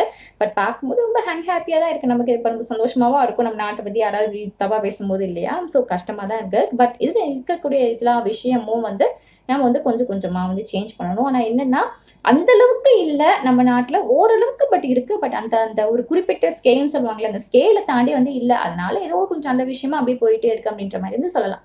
நெக்ஸ்ட் பார்க்க போற டாபிக் வந்து இண்டிபெண்டன்ட் எலெக்ஷன் கமிஷன் அப்படிங்கிறது. நம்மளோட நாட்டை பொறுத்த வரைக்கும் எலெக்ஷன் அப்படிங்கிறது கண்டக்ட் பண்றது ஒரு இண்டிபெண்டா யாரோட ஒரு ப்ரெஷரும் இல்லாம தான் வந்து நடத்துது. ரொம்ப பவர்ஃபுல்லான ஒரு எலெக்ஷன் கமிஷன் தான் வந்து நடத்துறாங்க. ஸோ இதோட மெயின் யாரு ஹெட் அப்படின்னு பார்த்தா சீஃப் எலெக்ஷன் கமிஷன் தான். ஸோ இந்த சீஃப் எலெக்ஷன் கமிஷனரை வந்து அப்பாயிண்ட் பண்றது யாருன்னா பிரசிடென்ட் தான். So president of our India. So president appoint பண்ணிட்டாங்க. அப்போ பிரசிடென்ட்டுக்கு வந்து நம்மளோட இந்த சீஃப் எலெக்ஷன் கமிஷனர் ஆன்சரபிளான்னு கேட்டா கிடையாது. இவர் அப்பாயிண்ட் பண்றதோட சரி. பட் நம்ம சீஃப் எலெக்ஷன் கமிஷனர்ன்றது சுயேட்சையா வந்து ஃபுல்லா எல்லாரையும் கண்ட்ரோல் பண்ணுவாரு. இவர் கவர்மெண்ட்டுக்கு வந்து ஆன்சரபிள் கிடையாது, பிரசிடென்ட்டுக்கு ஆன்சரபிள் கிடையாது. இவர் தனித்து வந்து இயங்கலாம். இப்போ ரூலிங் பார்ட்டிக்குமே இவரோட நடத்தைகள் எதுவுமே பிடிக்கல, எங்களுக்கு நீங்க சாதகமா எதுவும் பண்ண மாட்டேன்னு தெரிஞ்சாலும் வேற வழியே கிடையாது, இவரை வந்து தூக்கி மாத்தலாம் முடியாது. ஸோ இவங்களோட சொல்ற இது கேட்டு நம்ம வந்து ஒபே பண்ணி தான் ஆகணும். சரியா? ஸோ இப்போ சீஃப் எலெக்ஷன் கமிஷனர் இருக்காரு, இவரோட பவர்ஸ்லாம் என்ன அப்படின்ற மாதிரி பார்க்கலாம். மேபி நீங்க கேட்குறவங்க கூட இன்னும் ஃபியூச்சர்ல வந்து இந்த சீஃப் எலெக்ஷன் கமிஷனரா ஆகலாம். ஓகேவா? So congratulations, all the best. Okay, அதுக்கு இவங்களோட பவர்ஸ்லாம் என்ன அப்படின்ற மாதிரி பார்க்கலாம். ஸோ இவங்க வந்து நினைச்ச டிசிஷன்ஸ் எடுக்கலாம். அதாவது அவங்க வந்து எலெக்ஷன்ஸ் அதை கண்ட்ரோல் பண்றதாகட்டும், அந்த அனௌன்ஸ்மெண்ட் பண்ண டேட்ல இருந்து ஆரம்பிச்சு டேட் ஆஃப் எலெக்ஷன் வரப்போகுதுன்னு சொல்லுவாங்க இல்லையா. ஸோ அந்த அனௌன்ஸ் பண்ண டேட்ல இருந்து ஆரம்பிச்சு டில் ரிசல்ட் வரைக்குமே இவங்களோட கண்ட்ரோல்ல தான் இந்த எலெக்ஷன் நடத்துறது, மேற்பார்வையில தான் எல்லா விஷயங்களும் நடக்குமா. ஏதாவது பார்ட்டி ஆகட்டும், கேண்டிடேட் ஆகட்டும், இந்த ஒரு ரூல்ஸ் எல்லாமே வயலேட் பண்ணாங்களா, மீறினாங்க அப்படின்னா பனிஷ் பண்றதுக்கு எல்லா உரிமையும் இவருக்கு வந்து இருக்கு. அதுக்கப்புறம் எலெக்ஷன் டைம்ல வந்து இவர் வந்து கவர்மெண்ட்டுக்கு வந்து ஆர்டர் போடலாம். கைட்லைன்ஸ்லாம் கண்டிப்பா நீங்க ஃபாலோ பண்ணுங்க, ஃபாலோ பண்ணாம இருக்கக்கூடாது, மீறினா நீங்களும் குற்றத்துக்கு உள்படுவீங்க அப்படின்ற மாதிரி நிறைய விஷயங்கள் வந்து இவர் வந்து சொல்வாங்க. அதுக்கப்புறமா வந்து அந்த கவர்மெண்ட் பவர்ஸ் எல்லாமே மிஸ்யூஸ் பண்ணா இவங்க வந்து தட்டி கேட்கலாம். அதுக்கப்புறம் மிஸ்யூஸ் பண்ணி எலெக்ஷன்ல வின் பண்ணாங்க அப்படின்னாலுமே அதையுமே தட்டி கேட்கக்கூடிய ஒரு பவர் வந்து சீஃப் எலெக்ஷன் கமிஷனருக்கு இருக்கு. அதுக்கப்புறம் இந்த எலெக்ஷன் டியூட்டி டைம்ல வந்து கவர்மெண்ட் ஆஃபீஸர்ஸ் எல்லாமே இவங்களுக்கு கீழே தான் வேலை பார்க்கணுமே தவிர கவர்மெண்ட்டுக்கு கீழே வந்து வேலை பார்க்கக்கூடாது. ஸோ லாஸ்ட் 25 இயர்ஸாகவே இந்த எலெக்ஷன் கமிஷன் வந்து நல்ல எக்ஸாமின் எல்லாரோட பவர்ஸ் எல்லாமே எக்ஸாமின் பண்ணிட்டு வராங்க. அதுக்கப்புறமா இந்த எலெக்ஷன் அஃபிஷியல்ஸ் வந்து ஒப்பீனியன் வைக்கிறாங்க. இந்த மாதிரி போலிங் வந்து இது மாதிரி அன்ஃபேரா இருக்கு. ஒரு சில பூத்லயுமே சரி, இல்லைன்னா அந்த மொத்த தொகுதியிலயுமே இது மாதிரி அன்ஃபேரா இருக்குன்னா, அவங்க வந்து ரீபோல் மறுபடியும் ஓட்டு போடுறதுக்கு வந்து இவங்க வந்து சொல்லலாம். சரியா? ஸோ ரூலிங் பார்ட்டிக்கு இவங்க பண்றதெல்லாம் எனக்கு பிடிக்கவே இல்லையே அப்படின்னு நினைச்சா ஒண்ணும் பண்ண முடியாது. நான் சொன்ன மாதிரி ஒபே பண்ணி தான் ஆகணும். அஸ் பர் த ரூல்ஸ் அப்படின்ற மாதிரி. ஸோ நெக்ஸ்ட் பார்க்க போற டாபிக் வந்து பாப்புலர் பார்ட்டிசிபேஷன். நம்ம இந்தியாவுக்கும் மத்த ஒரு நாடுகளுக்கும் என்ன ஒரு பாப்புலாரிட்டி, நம்ம எலெக்ஷன் போடுற இன்ட்ரெஸ்ட் அப்படின்ற மாதிரி பார்க்கலாம். ஸோ மக்கள் பார்ட்டிசிபேஷன் இந்த எலெக்ஷன் அப்படிங்கிறது ரொம்ப சூப்பரா இருக்கு. மத்த இதோட கம்பேர் பண்ணும்போது, அதாவது வோட்டர்ஸ் டர்ன் அவுட் ஃபிகர்ஸ் அப்படின்னு சொல்லுவாங்க. டர்ன் அவுட் அப்படிங்கும்போது percentage of eligible voters who actually vote. Okay, எலிஜிபிளா இருக்கக்கூடிய வோட்டர்ஸ் வந்து ஓட்டு போடுறதுக்கூடிய அந்த பெர்சன்டேஜ் வந்து அதிகமா இருக்கு. அந்த பிக்சர் வந்து பார்த்தாவே தெரியும். யூரோப் அண்ட் நார்த் அமெரிக்காலாம் வந்து கொஞ்சம் கம்மியாகுது. ஆனா நம்ம இந்தியாவில் வந்து ஒரு ஸ்டேபிளா ஆக்சுவலி ஒரு ஒரு ஒரு ஹையர் பொசிஷன்ல தான் போகுது. இந்த மாதிரி வந்து எடுத்துக்கலாம். அதுக்கப்புறம் இந்தியாவில் வந்து ஒரு சூப்பரான விஷயம் என்ன அப்படின்னு பார்த்தா, சூப்பர்னு சொல்ல முடியாது, பட் மற்ற நாடு கம்பேர் பண்ணும்போது பரவாயில்ல அப்படின்ற மாதிரி சொல்லலாம். இந்தியாவில் வந்து புவர் அண்ட் இலிட்ரேட் படிக்காதவங்க கூட, அதுக்கப்புறமா அந்த அண்டர் ப்ரிவிலேஜ் மக்கள் கூட ஒரு லார்ஜ் அமௌண்ட் ஆஃப் மக்கள் வந்து ரிச் அண்ட் ப்ரிவிலேஜ் செக்டாரை விட இவங்க வந்து அதிகமா ஓட்டு போடுறாங்களாம். இது எப்படி எடுத்துக்கலாம்னா நல்லதா எடுத்துக்கலாம். படிச்சவங்க ஓட்டு போட வாங்கன்னு சொல்றான். ஆனா இந்த இடத்துல படிக்காதவங்க, இலிட்ரேட் பீப்புள் எல்லாருமே வந்து புவர், இது எல்லாமே தான் வந்து ஹையர் இதுல வந்து காமிக்குதான். பட் மற்ற நாட்டுல எல்லாம் பார்த்தோம், அமெரிக்கால அப்படிலாம் பீப்புளோட ஓட் அப்படிங்கிறது ரொம்ப கம்மியா இருக்கு. அதுக்கப்புறம் ஆப்பிரிக்கன் அமெரிக்கன் ஓட்டுமே வந்து கம்மியா இருக்கு. எது கூடனா நம்ம இந்தியாவோட அந்த புவர் இலிட்ரேட் மக்கள் ஓட்டு போடுற லெவலோட பெர்சன்டேஜ் அப்படிங்கிறது கம்மியா தான் இருக்கு அப்படின்னு சொல்லலாம். அதுக்கப்புறம் அந்த காமன் பீப்புள் இன் இந்தியால நிறைய பேர் வந்து எலெக்ஷனோட இம்பார்ட்டன்ஸ் வந்து நம்ம வந்து தெரிஞ்சு வச்சுக்கிறாங்க. அதாவது இந்த எலெக்ஷன் மூலியமா அவங்க வந்து ஒரு ப்ரெஷர் போட முடியும். ஒரு பொலிட்டிக்கல் பார்ட்டிஸ் மேல நிறைய பாலிசிஸ் ப்ரோக்ராம்ஸை உருவாக்குறதுக்கு இந்த மாதிரி ஒரு நம்பிக்கை வந்து வச்சிருக்காங்க. ஸோ ஓட் அப்படிங்கிறதுக்கு அவங்களுக்கு வந்து ஒரு மேட்டராகவே இருக்காது. ஒரு விஷயம் கண்டிப்பாக நம்ம பண்ணி ஆகணும் அப்படின்ட்டுன்னு ஒரு காமன் பீப்புளாக இருந்தாலுமே மக்கள் வந்து யோசிக்கிறாங்க அப்படின்னு சொல்லலாம். அதுக்கப்புறம் இயர் பை இயராக நம்மளோட ஓட் போடுற இன்ட்ரெஸ்ட் அப்படிங்கிறது இன்க்ரீஸ் ஆகிட்டே தான் இருக்குது. 2004 எலெக்ஷனில் வந்து எப்படின்னா 1/3 ஆஃப் ஓட் தான் வந்து பதிவாயிருந்துதான். அந்த பதிவாயிருந்ததை விட அந்த 1/3 ஆஃப் ஓட்டர்ஸ் மட்டும்தான் அந்த கேம்பெயின்ல வந்து கலந்துப்பாங்களாம். பட் இப்போ வந்து நிறைய பேர் வந்து கலந்துக்கிறாங்க, பார்க்குறாங்க, அதை பற்றி பேச வந்து ஸ்டார்ட் பண்ணியிருக்காங்க. நம்ம நெக்ஸ்ட் பார்க்க போகிற டாபிக் வந்து அக்செப்டன்ஸ் ஆஃப் எலெக்ஷன் அவுட்கம் அப்படிங்கிறது. யூஸ்வலாகவே ஒரு எலெக்ஷன்லேயே அந்த லூசிங் பார்ட்டி வந்து அவங்களோட அக்செப்டன்ஸ் வந்து ஏற்றுக்க மாட்டாங்க இல்லையா? ஸோ அதை பற்றி தான் பார்க்க போகிறோம். ஸோ இந்தியாவில் வந்து இந்த எலெக்ஷனில் வந்து தன்னைத்தானே ஒரு பேசிக் இதுதான் அது எப்படி இருக்கும் அப்படின்றத பார்க்க போகிறோம். கடைசி டாபிக் நம்ம லெசனில். சரியா? ஸோ ரூலிங் பார்ட்டி வந்து போத் நேஷ்னலாகவும் சரி, ஸ்டேட் லெவல்லையும் சரி, தேர்தலில் தோத்துருக்காங்க அப்படின்ற மாதிரி நிறைய பதிவுகள்லாம் இருக்குது. இப்போ ஆட்சி செய்கிறவங்க தான் தொடர்ந்து ஆட்சி செய்வாங்க அப்படின்றதெல்லாம் கிடையாது. மக்களுக்கு விருப்பம் இல்லைன்னா ஆட்டோமேட்டிக்காக வந்து மாறி போயிட்டே இருப்பாங்க. சரியா? ஸோ இந்த பாஸ்ட் 25 இயர்ஸில் இந்த மாதிரி இன்சிடென்ட் அப்படிங்கிறது ஒன்றுக்கு மேற்பட்டது நிறைய நடந்திருக்கு. ஸோ யூஎஸ்ல வந்து பதவியில் இருக்கிற அந்த பிரதிநிதி வந்து அவங்க லாஸ் பண்ணுறது அப்படிங்கிறது கொஞ்சம் ஒரு ரேரான விஷயம். Mostly continue பண்ணிடுவாங்களாம். பட் இந்தியாவில் வந்து பாதிக்கும் மேற்பட்ட எம்பி எம்எல்ஏஸ் எல்லாமே இந்த வாட்டி ஆட்சியில் இருக்கிறவங்க அடுத்த வாட்டி இருப்பாங்க அப்படின்ற மாதிரி எந்த ஒரு உறுதியுமே வந்து கிடையாதான். மோஸ்ட்லி வந்து மாறிடுவாங்க. அதுக்கப்புறமா அந்த candidate spend lots of money in of buying votes. கேண்டிடேட்லாம் என்ன பண்ணுறாங்க அப்படின்னா காசு கொடுத்து ஓட்டை விலைக்கு வாங்கிடலாம் அப்படின்னு சுச்சுவேஷனில் நிறைய பேர் வந்து ஓட்டை வந்து வாங்கிடுறாங்க. அதுக்கப்புறம் கிரிமினல் இந்த கனெக்ஷன்ஸ் எல்லாமே வந்து இது பண்ணுறாங்களாம். சரியா? ஸோ இது வந்து ஒரு எலெக்ஷனோட ஒரு இதையே வந்து கெடுக்குது. இந்த மாதிரி வந்து எலெக்ஷன் வந்து தனித்தானே வந்து பேசிக்குது, அது வேறு வழி இல்லாமல். அதுக்கப்புறம் ரொம்ப கம்மியான சர்ச்சைக்குள்ளவங்க இந்த எலெக்ஷன் டைமில் வந்து என்ன ஆகிறாங்கன்னா யூஸ்வலாக வின் ஆயிடுறாங்க. ஸோ அவங்க வின் ஆகி மக்களோட வேர்டிக், மக்களோட தீர்ப்புக்கு ஆடி பண்ண வந்தவங்க அப்படின்ற மாதிரி கட்டத்துக்கு வந்து வராங்க. நம்ம பார்க்க போகிற கடைசி டாபிக். ஸோ நான் சும்மா தப்பாக சொல்லிட்டேன். இதுதான் வந்து கடைசி topic. Challenges to free and fair elections அப்படின்றத பார்க்க போகிறோம். So election in India basically free and fair தான். ஓகேவா? ஃப்ரீ தான் சொல்ல முடியும். ஃபேர் அப்படின்னா அது இருக்கா அப்படின்னு பார்த்தா இருக்குது, பட் அங்கங்கே அப்படின்ற மாதிரி வந்து இருக்குது. ஸோ ஒரு சில கேண்டிடேட் வந்து நிறைய பேர் வந்து வின் பண்ணுறதுக்காக மணி எல்லாமே வந்து செலவு பண்ணுறாங்க. நம்ம ஃபஸ்ட்டே பார்த்தோம் இல்லையா? பட் இது வந்து செலவு பண்ணுறது அப்படின்னு பார்த்தோம் அப்படின்னா ஒரு நம்பிக்கை இல்லாமல் தான். செலவு பண்ணிட்டோம், செலவு பண்ணால் நம்ம வந்து ஜெயிப்போமா தோப்போமா அப்படின்ற கட்டம்லாம் தெரியாது. ஓகே பண்ணிட்டோம், ஏதோ ஒரு குருட்டாம்போக்கு நம்பிக்கையை ஜெயிச்சிடலாம் அப்படின்ட்டு ஒரு கட்டத்துக்குலாம் வரும். ஆனால் நிறைய இடங்கள்ல மணியை வச்சுமே வின் பண்ணவங்களும் இருக்க தான் செய்கிறாங்க.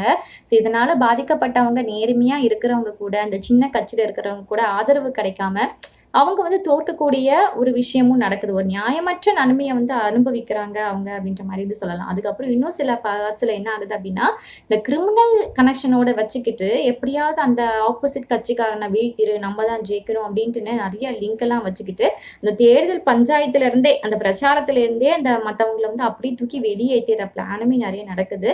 அப்புறம் ஒரு சில ஃபேமிலிஸ் எல்லாமே வந்து அந்த அரசியல் கட்சிகளுக்கு ஆதகமா வந்து செலுத்துறாங்க. ஒரு பிரச்சாரம் பண்றதுனால மக்கள் மனசு ஈஸியா வந்து டைவர்ட் ஆயிடுது அப்படின்ற மாரி சொல்லலாம்.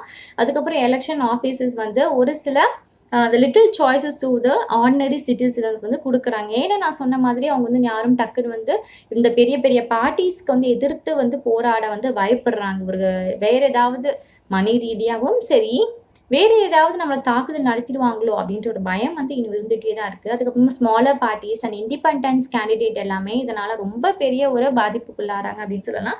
பிக் பார்ட்டிஸை வந்து எதிர்த்து அவங்களால வந்து போராட முடியல. ஸோ இது இந்தியால மட்டும் தான் இருக்கு அப்படின்னு பார்த்தா அப்படிலாம் கிடையாது. ஓவராலா நிறைய கண்ட்ரீஸ்ல இது வந்து பார்க்க முடியும். எலெக்ஷன்ஸ்னாவே அப்படிதான் இல்லையா? ஸோ ஓவரால் நிறைய கண்ட்ரீஸ்ல நம்மளால பார்க்க முடியும். இதை கண்ட்ரோல் பண்ணணும் அப்படின்ட்டு தான் நிறைய வந்து சோஷியல் ஆக்டிவிட்டீஸுமே சரி, அதுக்கப்புறம் நிறைய ஆர்கனைசேஷன்ஸுமே சரி, நிறைய டிமாண்டிங் ஃபார்ம்ஸ் எல்லாமே இந்த எலக்ட்ரல் சிஸ்டம் வந்து வைக்கிறாங்க. ஸோ ஃபாலோ பண்ணிட்டு வராங்க. ஸோ இதோட பொறுப்பு வந்து அவங்க கிட்ட தான் இருக்கு. நம்ம ஓட்டு போட்டு போட போதும்பா அப்படின்ட்டுலாம் கிடையாது. ஸோ நம்ம யாருக்கு ஓட்டு போடணும், எதுக்காக ஓட்டு போடணும், பழைசெல்லாம் எதுவும் மறந்துடாம எல்லாத்தையும் வச்சுட்டு பார்த்து தான் ஓட்டு போடணும். சரியா? ஓகேவா? So super. இதோட இந்த வீடியோ முடிஞ்சது. உங்களுக்கு வேற ஏதாவது சாப்டர் வேணும் அப்படின்னா மறக்காம கமெண்ட் செக்ஷன் கமெண்ட் போடுங்க. ஷுவரா உங்களுக்காக வீடியோ போடுறேன். இந்த சொன்ன விதம் உங்களுக்கு புரிஞ்சுது, பிடிச்சதுன்னா உங்க என்னோட வீடியோக்கு ஒரு லைக்கை போட்டுட்டு உங்க ஃப்ரெண்ட்ஸோட வாட்ஸ்அப் குரூப்ல ஷேர் பண்ணி விடுங்க. கண்டிப்பா உங்களுக்கு யூஸ்ஃபுல்லா இருக்கும். தேங்க்யூ.